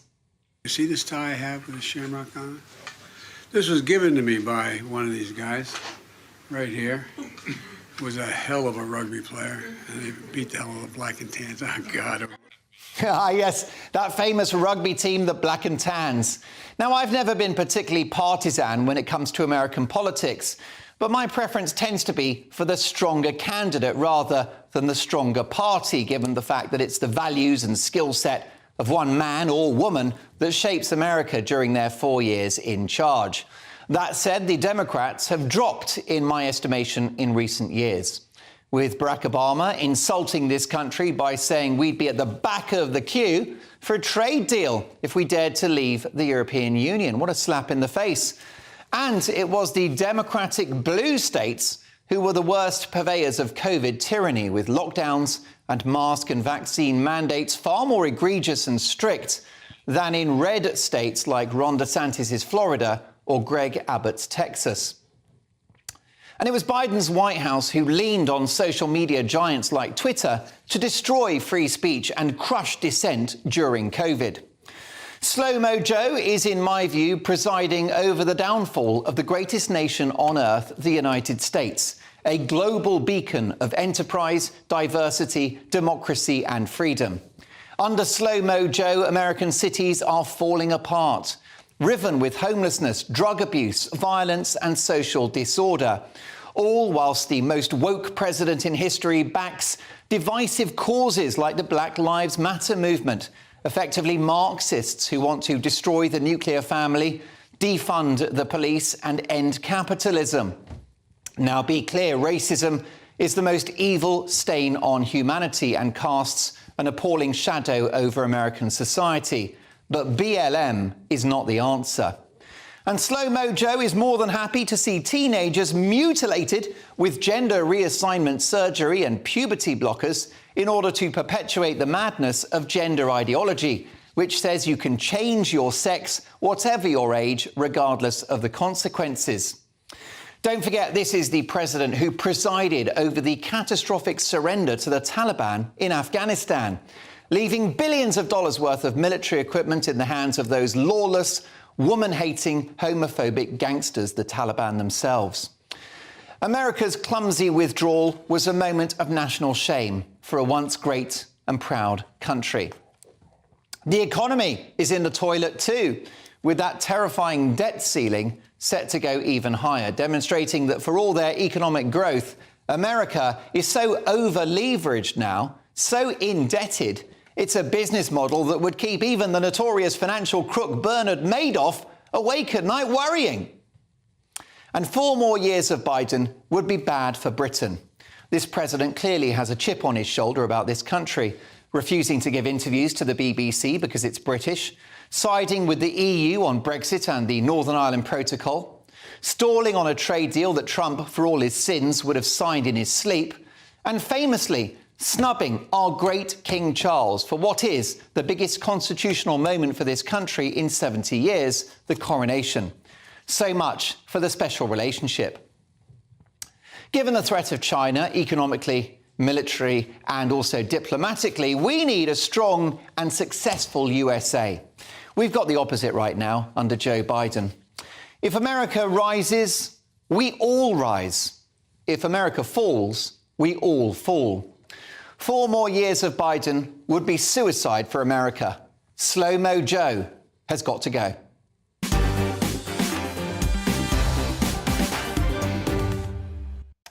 What's your view? Mark at gbnews.uk, reacting to my take at 10. Guardian columnist and author Polly Toynbee, writer and political commentator Joanne Nadler, and broadcaster and financial analyst Albie Amankona. Albie, 4 more years of Biden, yes or no? Well, I think the question we've got to ask is what would the alternative be? And I think until the Republicans decide who their presidential nominee is, if they decide it's Donald Trump, we're sort of asking a question of, you know, which is the lesser evil. I don't think Donald Trump would be particularly good for Britain either. So I think we're going to have to wait and see who the Republicans put as their presidential nominee. Albie, I've never been a cheerleader for Donald Trump. I've questioned his fitness for high office. I don't like his denials about the election loss of 2020, but he's an Anglophile. We would probably have a trade deal with the United States now, at least in the works, if he was the president, and he'd be appearing at the coronation in a couple of weekends' time. Look, I'm not a fan of Donald Trump. I don't like Donald Trump. That's not news to anyone. I would like the Republicans to make a good decision with their leader. But Albie, you can't deny any of those points. Conservatives at making a decision. You can't deny those points that Trump is an Anglophile, unlike Joe Biden. Well, I think Boris Johnson was the first leader that Joe Biden spoke to after he was elected as the president. So, look, I don't think Joe Biden hates the United Kingdom. What I would like to see are 2 new, fresh, young presidential candidates at the next general election in the United States of America. I don't particularly want to see Joe Biden or Donald Trump on the ballot paper. Joanne Nadler, would Donald Trump be the lesser of 2 evils in the White House to Joe Biden? Without doubt. I mean, without doubt, Donald Trump would be preferable to Joe Biden because it's hard to think of anybody who could be worse than Joe Biden for all the reasons that you specified, for the hugely politically corrupt regime, in effect. I mean, morally corrupt regime that he's overseen over the last nearly 4 years. I think that he's been a disaster. He started off badly and he got even worse. He started off by passing about 75 executive orders, having the Democrats having spent most of their campaign complaining about, you know, how overbearing Donald Trump was, and then he comes in and does all these incredibly undemocratic things. But there are 2 things here, aren't there? essentially, do we want Biden himself or do we want to get rid of the Democrats? And I think that if we were to get rid of Biden, we're not quite sure who else would take over the Democrats. It could be worse. It could be somebody like Gavin Newsom from California, who has really seen that state kind of virtually fall into the sea in terms of the state of it economically and the chaos there socially and law and order having completely collapsed. But I would like to see somebody like Ron DeSantis, Glenn Youngkin possibly take on whoever leads the Democrats. Listen, Polly Toynbee, for his many character flaws, Bill Clinton was a colossal intellect. Barack Obama, quite a uniting figure for two terms as president. The Democrats could do so much better than Biden. Well, you know, there are always better people about than are leaders of parties. You look at the whole of the talent of America and look at their political class, and you might say so, and might say that of this country too. But I thought your analysis was outrageously ageist for a start. I mean, this man has huge experience, and he has done very, very well. What do you mean the economy down the toilet? Do you mean compared with our economy? I mean, he has lifted their economy massively with an enormous investment package, which he got through the House despite not having... More borrowed billions. Which was brilliant, and it has hugely boosted their economy. And the idea that we sitting in Britain at the bottom of the G7 for growth can say their economy is in the toilet, I mean, that's just laughable. I mean, really, you ought to have a little bit of sense of where, you know, we sit in the world, some humility in terms of America being a very great country, which I think it is, and I think it's being well led at the moment. Hard times for all countries around the world, but you know, I think his approach is to China. Polly, I think he's been a strong and good president. Could you you're seriously just making jokes about him being old? I mean, he could be 100. He could be 100 for all I care, as long as he knows what day of the week it is. The issue I've got is with his cognition, and we've seen it in clip after clip, press conference after press conference. The guy's a liability. Can you seriously endorse him just on health grounds alone? Oh, I see. Because he's old. The fact that he makes slips like George W. Bush, for instance, who thought he was in Austria when he was in Australia. I mean, you know, we could go through certain mistakes that presidents have made, and I think particularly George W. Bush's book of gaffes is quite considerable.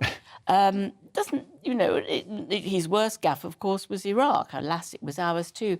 But I think the idea that you're pinning it all on age, I think what matters is what you do. I was a huge admirer of Barack Obama, and I was disappointed in what he failed to achieve. It seems to me that within the 4 years, Biden has already achieved considerably more in pulling up the economy of that country and its global status after the disastrous years of Donald Trump. I mean, really catastrophic. Donald Trump has, practically brought an end to American democracy by challenging elections, by refusing, like some banana republic, refusing to accept defeat.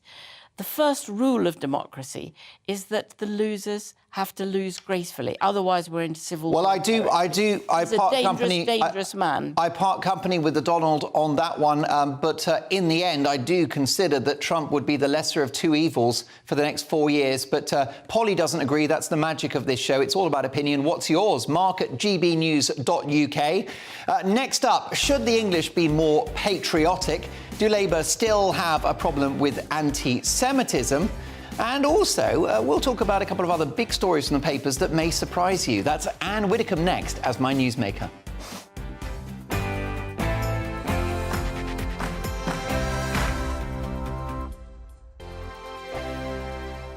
I joined GB News because I was sick and tired of not hearing my views being represented, not just mine, but so many people that I knew and spoke to. I just couldn't get my voice out there. I couldn't say anything. I couldn't do anything. Whatever the narrative was, I kind of had to follow it. GB News is there to provide a voice for those who have been ignored by the establishment media. We think different things. We've got a different style. GB News is here to be optimistic and positive about the future. It's real kind of dynamic and flowing, with the audience very much at the heart of it, like a big family.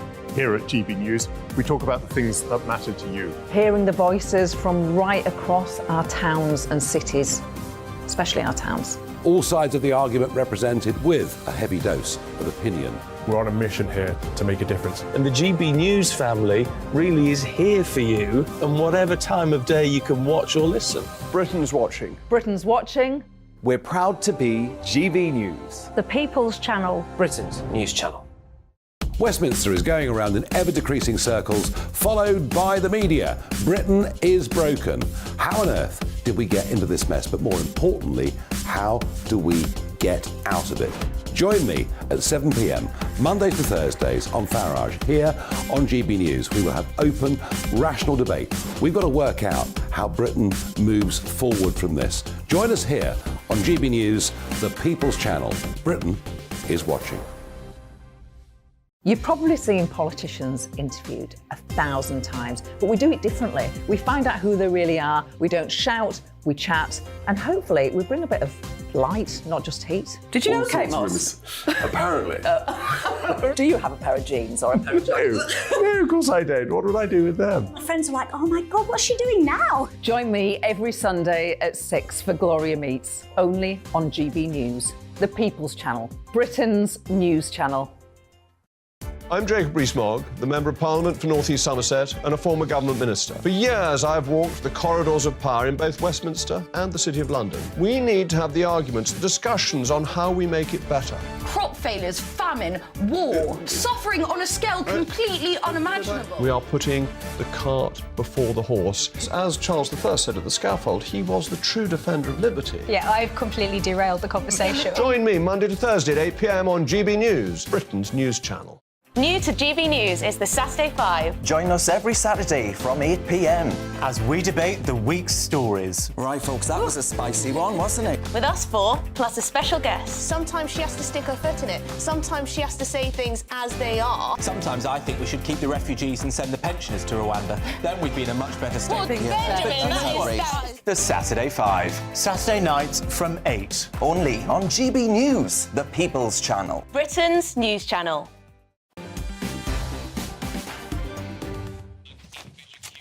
Off you go, Maria. There you go, producer Maria, bringing me important notes, you see, because we've got a lot to get through in the next few minutes. On email, Mark, what did you do wrong to get two lefties on tonight's panel? Regards, Richard. This show, of course, is the home of diverse opinion, which is why I'm very excited to introduce our newsmaker tonight. So let's get straight to it. By the way, we've got the papers at exactly 10:30 with full pundit reaction. But right now it is the newsmaker, in which we tackle the big stories of the day in the company of a fearless commentator. As always on a Sunday, tonight's newsmaker is former government minister, best-selling author and television personality Anne Widdecombe. And we'll come to Labour Party anti-Semitism and alerts going off on your phone in a moment. But first, as we reach the tail end of St George's Day, a surprisingly muted and quiet affair in stark contrast to St Patrick's Day or St Andrew's Day or St David's Day. Should the English be more patriotic? Aware of St George's Day. I mean, you're quite right to mention St Patrick's Day. I mean, come on, it's the middle of Lent. The Irish don't care about that. They put on their shamrock, they have a drink, they do their jigs, they really enjoy St Patrick's Day. At school, it was the biggest event of the school year. I was in a Catholic convent, and the nuns used to really celebrate, not with drink and to add, they used to really celebrate St Patrick's Day. It was a big thing. Now, everybody knows about St Patrick's Day. You don't have to be Irish to know about St Patrick's Day. But who, outside a handful of very patriotic Brits, really focuses on St George's Day and says, oh, St George's Day is coming, we must do something to celebrate? They don't. Has St George's Day and indeed, Anne, the flag of St George, been stigmatised or even demonised by those with a political axe to grind? Oh, well, yes, we all remember the famous tweet, or whatever it was, if there were tweets in those days, that a Labour frontbencher put round of a picture of a white van, and in the window behind was a St George's flag, and a very, very rude comment, suggesting, that this was sort of some far-right nutter because there was a St George's Day flag in the window. So there's certainly been an attempt to stigmatise it. As you know from my previous statements, I'm very concerned about the State of the Union at the moment. Therefore, I do focus heavily on the Union Jack, on the UK, rather than on its individual parts. But nevertheless, I think we should be a bit more enthusiastic. I completely agree. Now, you're not one for cancel culture either, Anne, but do you think Diane Abbott should be expelled from the Labour Party for her comments underplaying anti-Semitism and racism to other minority groups? Well, look, expelling her, suspending her, taking the whip away, which they've done, of course, those things are simply virtue signalling. They don't actually tackle the real problem that there is in the Labour Party. And it's grown over the years, and it began with a very pro-Palestinian outlook, which resulted in huge criticism of the Israeli government. Now, any government can be criticised. If I say that I think Macron's a fool, which I do, by the way, doesn't mean that I think all the French are fools. I'm not attacking the French, I'm attacking Macron, I'm attacking the French government. So it's always acceptable to criticise a foreign government. But what is not acceptable is to extend that to encompass the people. And I think one of the most telling things is when people start talking about Jews rather than Israelis, then you know you're into a different territory. You're into real prejudice. Now, I think prejudice is serious. I don't think Diane Abbott should be expelled because she's apologised. She said it was a first draft. Well, yes, it may have been, but that means those thoughts were in her head. If it was a first draft, the thoughts were in her head. Otherwise, she wouldn't have drafted them. But she's apologised. She's a significant figure in the Labour Party, whatever I may think of her. She's done an awful lot for Labour. I don't think they should expel her. I think this just reveals Labour for what it is. And I'm not sure what you were up to at 3 o'clock this afternoon. I'm hoping it was high tea at the Ritz. But this is what happened to my excellent producer, Cal. Take a listen.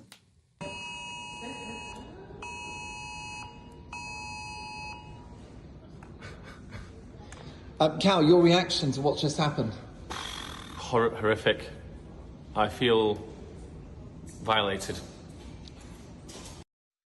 Poor Cal, violated, not for the first time. After all, he works on Mark Dolan tonight. Anne, did your phone go off? And do you think this is an example of government overreach?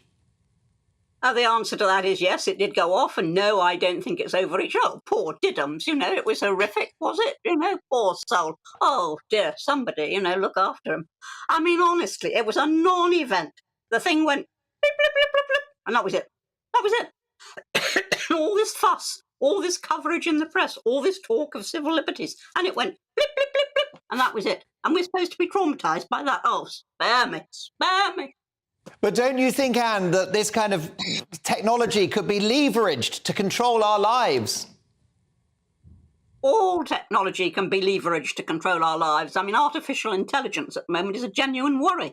I wouldn't worry about a few bleeps on an emergency warning. I mean, what is the difference between that and a siren going off that may not be heard everywhere? Do you think members of the public, my viewers and listeners, Anne, are a little triggered by this because of the overreach during the pandemic? Once bitten, twice shy. No, I think the reason that they're triggered by it is because they've been psyched up by a lot of completely over-the-top commentary in press and media. Now, to me, this was a non-event, as I say. I had a few bleeps and that was it. I didn't even have to swipe it off. Didn't even have to do that. Just went away. Why should I get uptight about that? Poor Cal. Producer Cal's got to lick his wounds now. He's had a handbagging from the legendary Anne Widdecombe. Anne, it's a thrill to have you on the show on a Sunday, as always. Can't wait to see you in a week's time. It's the countdown to the coronation. I can't wait to hear what your thoughts will be about the coronation, the biggest constitutional moment in this country for 7 decades, certainly in royal terms. Anne, we'll catch you in a week. Thank you so much for joining us. Anne Widdecombe there, former government minister, best-selling author and TV personality, and someone that's just duffed up my producer, and rightly so. Next up, we've got the papers with full pundit reaction. Don't go anywhere.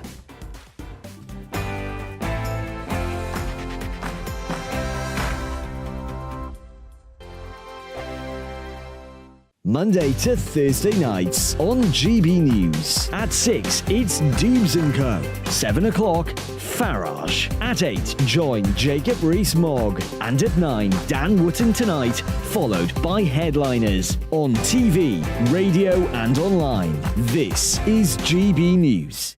First and foremost, I'm a GB News fan, and I was before I was working here. Just love the fact that we're asking the questions that a lot of establishment media won't ask. With a bit of a twist, we not only want to inform you, but we want to keep you entertained. It's worth the drive because you get in and the team's all ready and waiting, they're itching to go, and it's a proper little family. GB News is the People's Channel. It's the audience that makes the programme sing. We're giving our viewers and our listeners a voice. I see the thousands of your letters, tweets, emails, you name it, coming in. Britain is broken.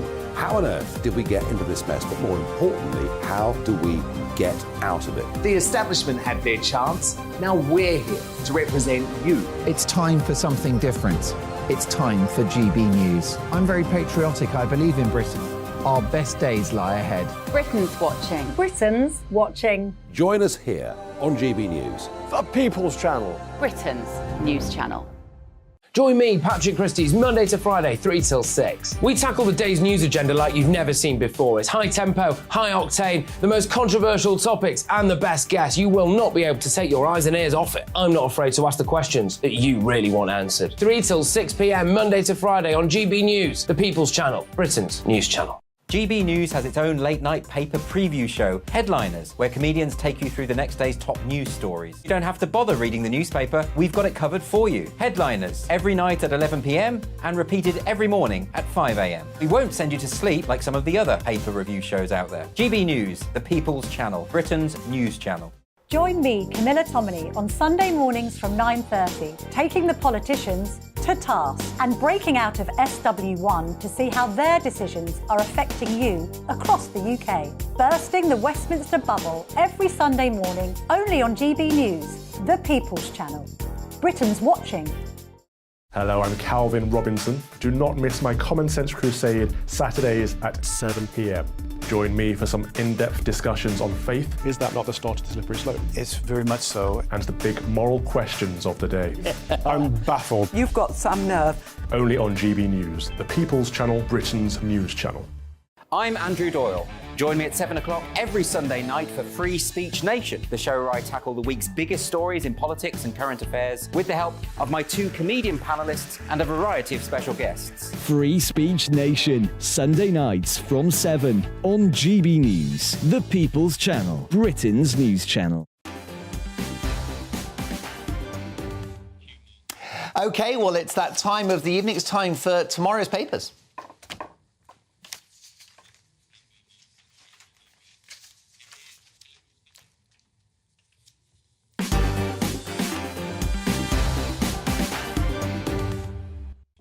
Yes, indeed. And we'll start with the Daily Telegraph. And here's what they are leading with. Let's take a look at their front page.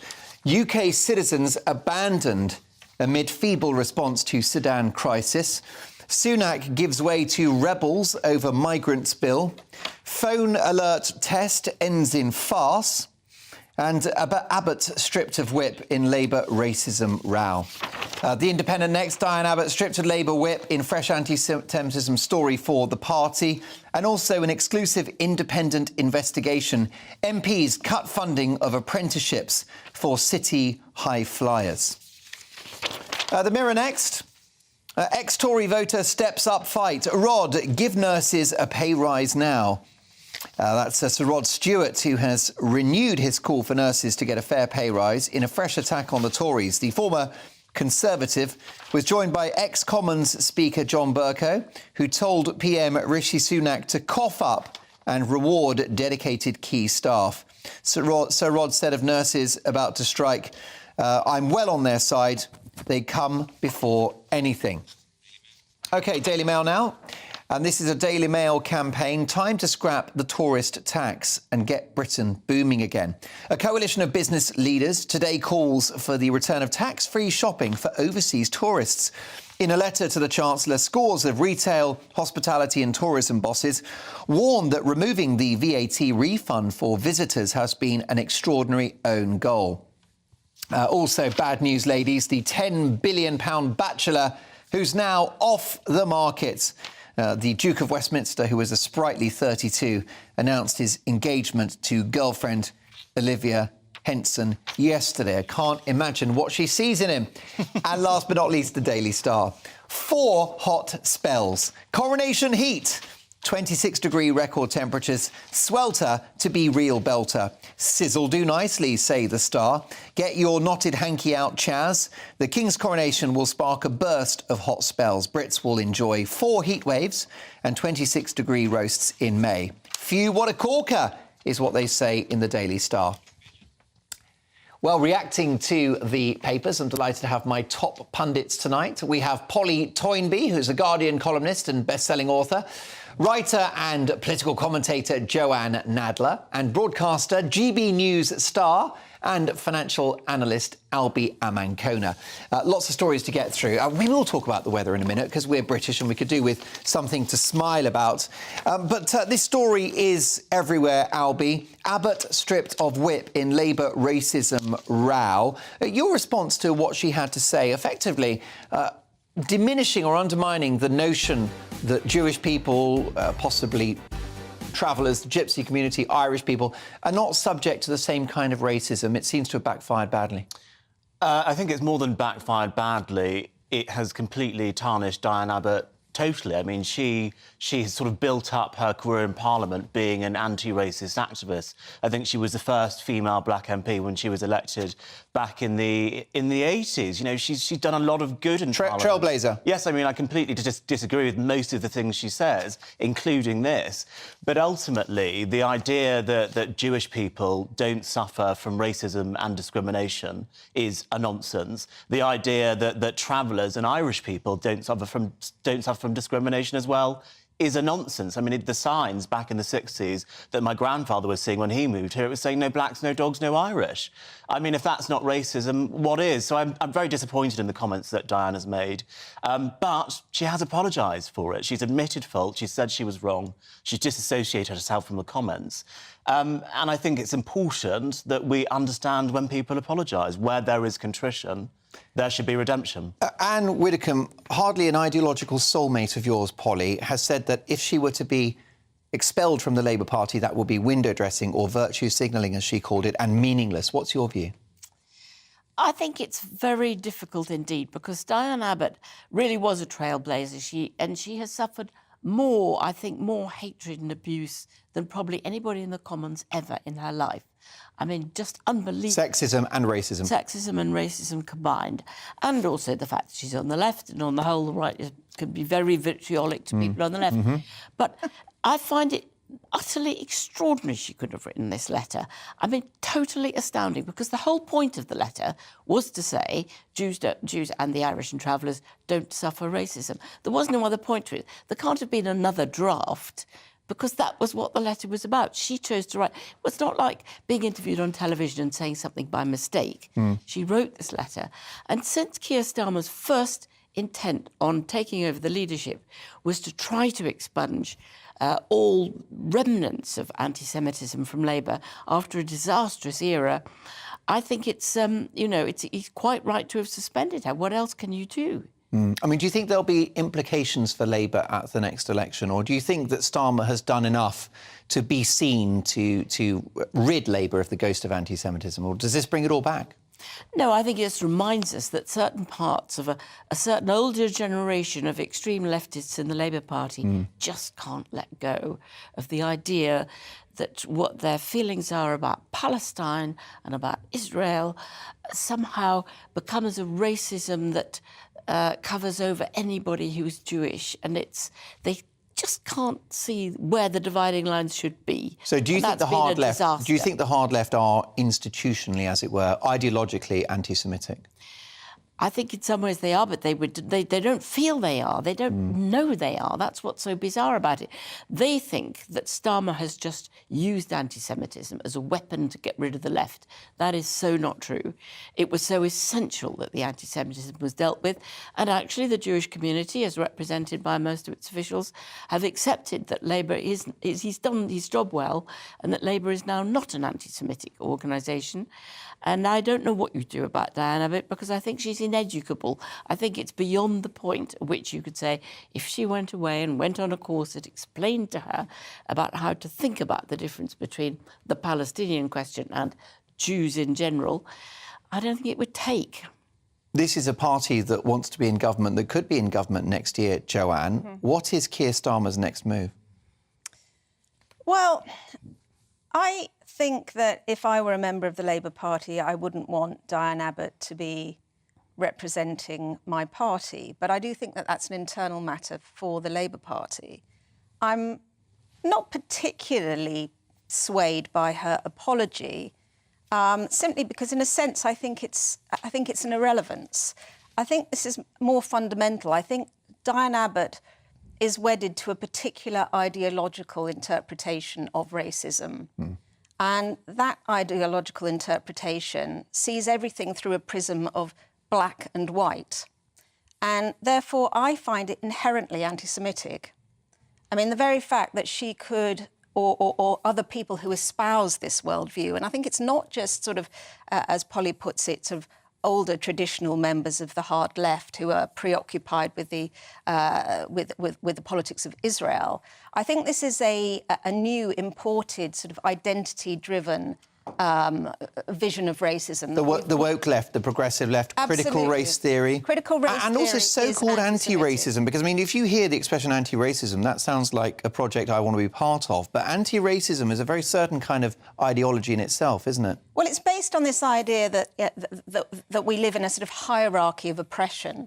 And if you're within that hierarchy of oppression and you happen to be white, then you're very close to the top of the oppressors, which makes it quite difficult to explain anti-Semitism, because obviously many people consider Jewish people to be predominantly what critical race theorists would call white. But that just shows how reductive this whole ideology is and how dangerous it is and how insidious it is. I think most people who are anti-racist and join anti-racist movements absolutely anti-racism against Jews as much as they are racism against anyone else. Are they, though? I think it's a peculiar little left-wing Because I just wonder whether this term anti-racism is a little bit of a snake oil term.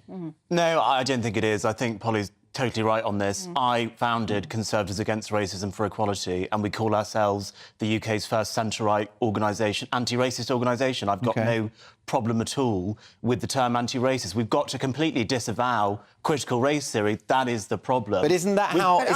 Isn't anti-racism tied in with critical race theory? It's not. Anti-racism is being against racism, and we have got to completely disentangle this scourge of critical race theory but then you would see from critical fighting race for theory racial as equality. being inherently racist.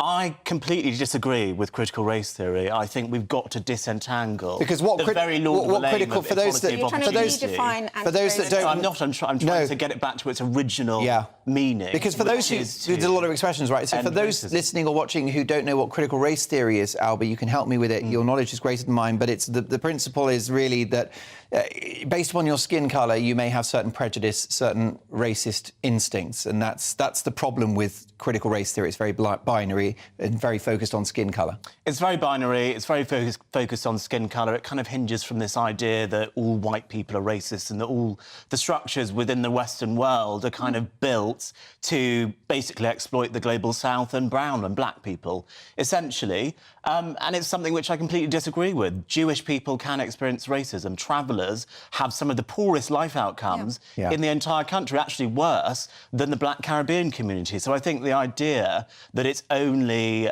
people of colour who suffer from racism and racial disparities is totally wrong. And anti-racists need to be more clear about what they're talking about, not critical race theory. Most certainly. The Daily Mirror.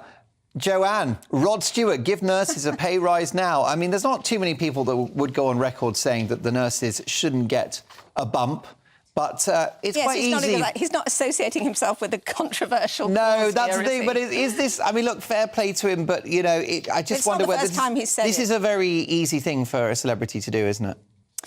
Yeah, I mean, I think, to be fair to Rod Stewart, he's been a long-time champion of this particular cause. He's spoken in favour of nurses receiving pay rises in the past. And so I'm not going to be so cynical as to suggest that he's doing this to sort of boost his own credibility or boost his own image. And he doesn't really need to, does he? He's a bit of a legend. Correct. So I think it's, you know, it just chimes with the sort of the mindset of the Mirror and... sort of, you know, he appeals to their demograph, so It's not really he's news, a famous is it? Tory voter. He always was, you know, he was true. one the Tories always put forward. You know, we've got Rod Stewart. So the fact that he's supporting the nurses and indeed all of the health service workers who are all on the same pay system, I think it's quite important because it really is a popular cause. I think people are quite indignant about how NHS staff, ambulance staff have been treated, and the idea that their pay should fall even further back than it has in the past is just not acceptable. It's also not sensible because, you know, we need to recruit more nurses. Most of all, we need to hold on to them. We are losing middle-level, higher-level nurses in huge demand elsewhere, and we're losing them as we never had, more this year than ever before. And we can't afford to do that. However, and I support the nurses myself. I've said it on this programme that it's clear that they've fallen behind real terms pay cut, and we're grateful for what they've done during the pandemic. They've been through hell.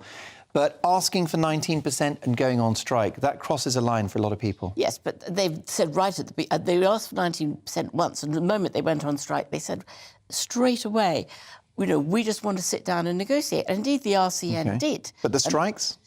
Well, the nurses themselves felt that the deal that the RCN struck was not enough. You know, it was the nurses, rank and file, who voted against what the leadership had agreed. So the idea that these are wicked, militant leaders who are leading their members astray, it turns out their members are, you know, more determined than they are. Joanne? I think they have been badly led. I think their union representation hasn't done them a great service, and I think that should have held out for more. You mean in the negotiations? No. They shouldn't have gone in with such a high demand in the first place. It just wasn't realistic, and that seems to be the case across the other members of the workers in the health service that are coming out at the moment. But of course, in Rod Stewart's case, he can well afford the tax hikes that might be necessary to continue funding the NHS this is it. in an inexorable way. And maybe we should be fair on Gary Lineker, because he's had dog's abuse for stepping into politics and having views on various things, including our borders policy. You know, these celebrities, I mean, they could just go around... Hang on, Rod Stewart hold... isn't paid for by the BBC. That was the issue with Gary Lineker. Fair point. But Rod Stewart and the like, I mean, he could just go around saying, let's give everyone money, let's be really nice, and he would win plaudits for that. Is it helpful for stars like Rod Stewart to enter politics, Albie? Do we really want that? No, I don't think it's particularly helpful. And I think there's actually two headlines in the papers today which actually illustrate a problem. There's one prominent Tory, I think a former Tory party donor, saying he wants the government to cut VAT for tourists, so essentially cut a tax. Yeah. And we've got another prominent Tory in the paper saying he wants the government to spend more money. Well, which one is correct? And I think this is a problem that we're facing. And both of these gentlemen, very distinguished individuals, saying two opposing things that they want the Conservative Party to do. Both are not possible. So it's a big task for the government, and I don't think these interventions are helpful. Well, there you go. Look, we've got so much to get through after the break. I have got the Express, the Metro and the Eye. Also, find out why Polly Toynbee's back page baddie is Dominic Raab, and why... have a look at this.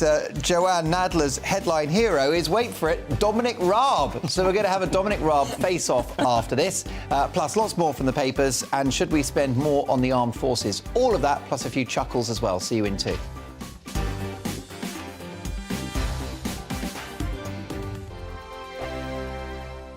It's all about family, being in people's living rooms, all the interaction and getting to know who our viewers and listeners are. When I was young, my dad used to say, Nana, stop arguing. I wanted an outlet that would enable me to give my opinion.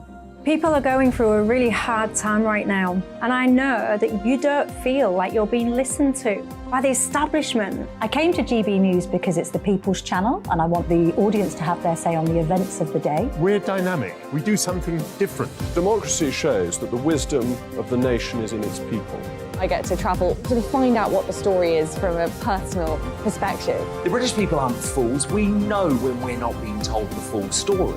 We've got to work out how Britain moves forward from this. It's the best country in the world. The establishment had their chance. Now we're here to represent your views. Britain's watching. Britain's watching. Britain's watching. We're proud to be GB News. The People's Channel. Britain's news channel. So Jubes & Co, we tackle the issues of the day with real robust debate, both sides of the fence, battling it out with me in the middle with my forthright opinions and views. And often really interesting things happen because you start with a position and then by the end of the debate you find actually, well, I might not have thought about that one. What we need in this country is 2 new political parties. You should maybe think about doing a 2024 calendar. I'm Michelle Dewberry and I'm keeping you company right through until 7 o'clock this evening. GB News, the People's Channel, Britain's watching. Start the day with GB News. We catch up on all the big stories you didn't hear the night before. And take a look at what the world's talking about this morning. That's right, Monday to Thursdays from 6 o'clock. It's Breakfast with Eamon and Isabel. Straight after breakfast, join us, Bev Turner and Andrew Pearce. We're going to take you through till noon.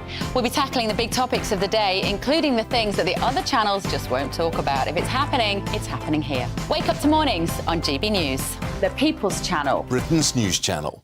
I'm Simon Evans. Join me on GB News for Headliners at 11 p.m. What's the scoop? I'll be joined by 2 of the country's top comedians. That's right. As we take a look at tomorrow's newspapers tonight. We're going to get into trouble. If it's a big story, we'll be covering it. Spill some tea on him. There we go. But we'll also have some fun. I wouldn't stick up a bank. My father didn't love me. So anyway, Headliners every night from 11 on GB News, the People's Channel, Britain's news channel. Saturday nights on GB News. From 6 p.m, I'll give you my unique take on the world today. Then at 7, it's me, Calvin Robinson, with my Common Sense Crusade. New to GB News is the Saturday 5. 5 times the opinion. Join us every Saturday from 8 p.m. as we debate the week's stories. With us 4, plus a special guest. And at 9, of course, it's Mark Dolan tonight. Saturday nights on GB News, the People's Channel, Britain's news channel. Well, lots of emails coming in across a range of subjects. This from Margaret in relation to Diane Abbott.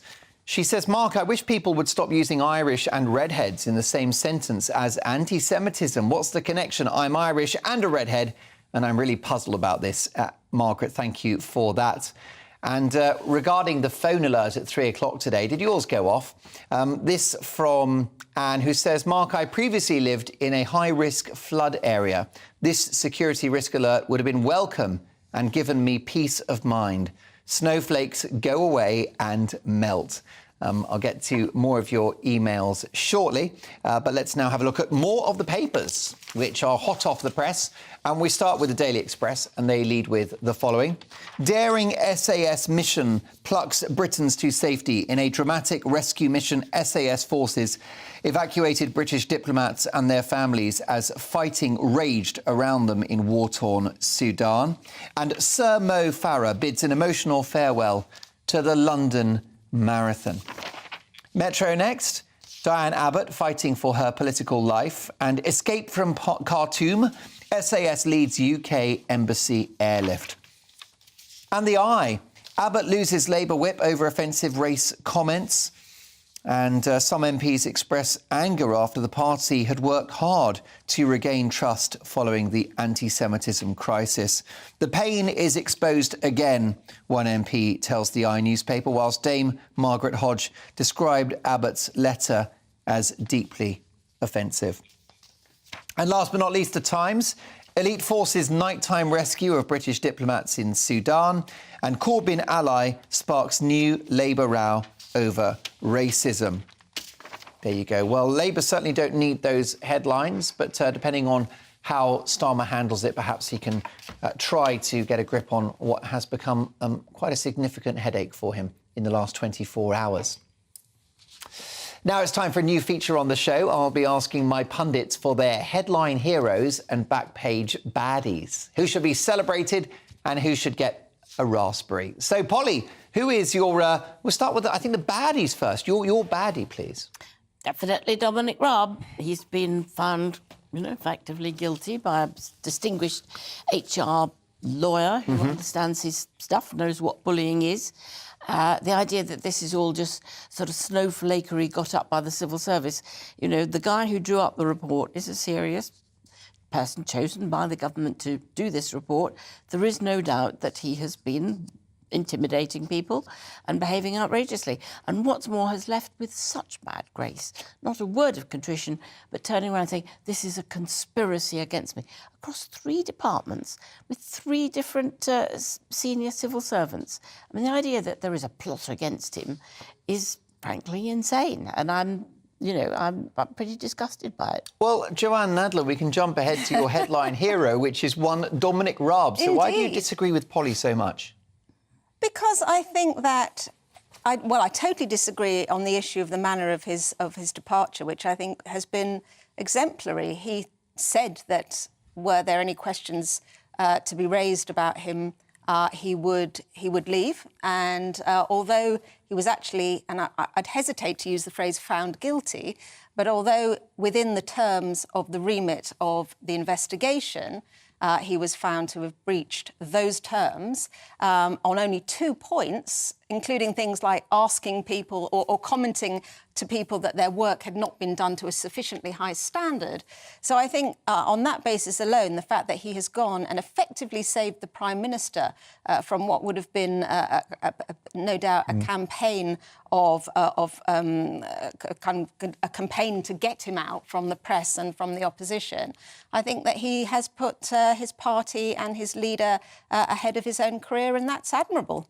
Yes, I mean, Polly, I'm sure you admired Gordon Brown, but he was famous for his temper. And I think it was Andrew Rawnsley's book, your colleague in The Guardian, who said he was quite a brute. Bad news had to be sandwiched with bits of good news, and he broke about 3 phones a week.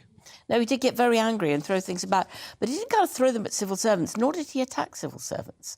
I mean, that was not what it was about. So it's OK if you bully colleagues rather than... No, I don't think it's OK. I don't think you should lose your temper. I think sure if you're in a Dominic Raab position of can accuse authority, of you attacking should anyone. control your temper and behave well and politely at all times. So, of course, I don't think it's all right. But it was plainly not of the same ilk at all. And it was not about bullying civil servants. And, civil servants can't really answer back. This time they've sort of did, but across 3 different departments. I think the other thing about Dominic Raab is he has left the Ministry of Justice, his 2nd time there, in the worst state it's ever been in. We are now having criminal cases being booked in 2 or 3 years ahead. Well, how do victims get any justice whatever with such long delays, all to do with so many courts having closed down, the austerity years having really hit that department very hard. That's right. He didn't stand up to it. No, in the 2010s, the Justice Department got effective cuts of 40% under the then Justice Secretary, Kenneth Clarke. So they're clearly paying the price now.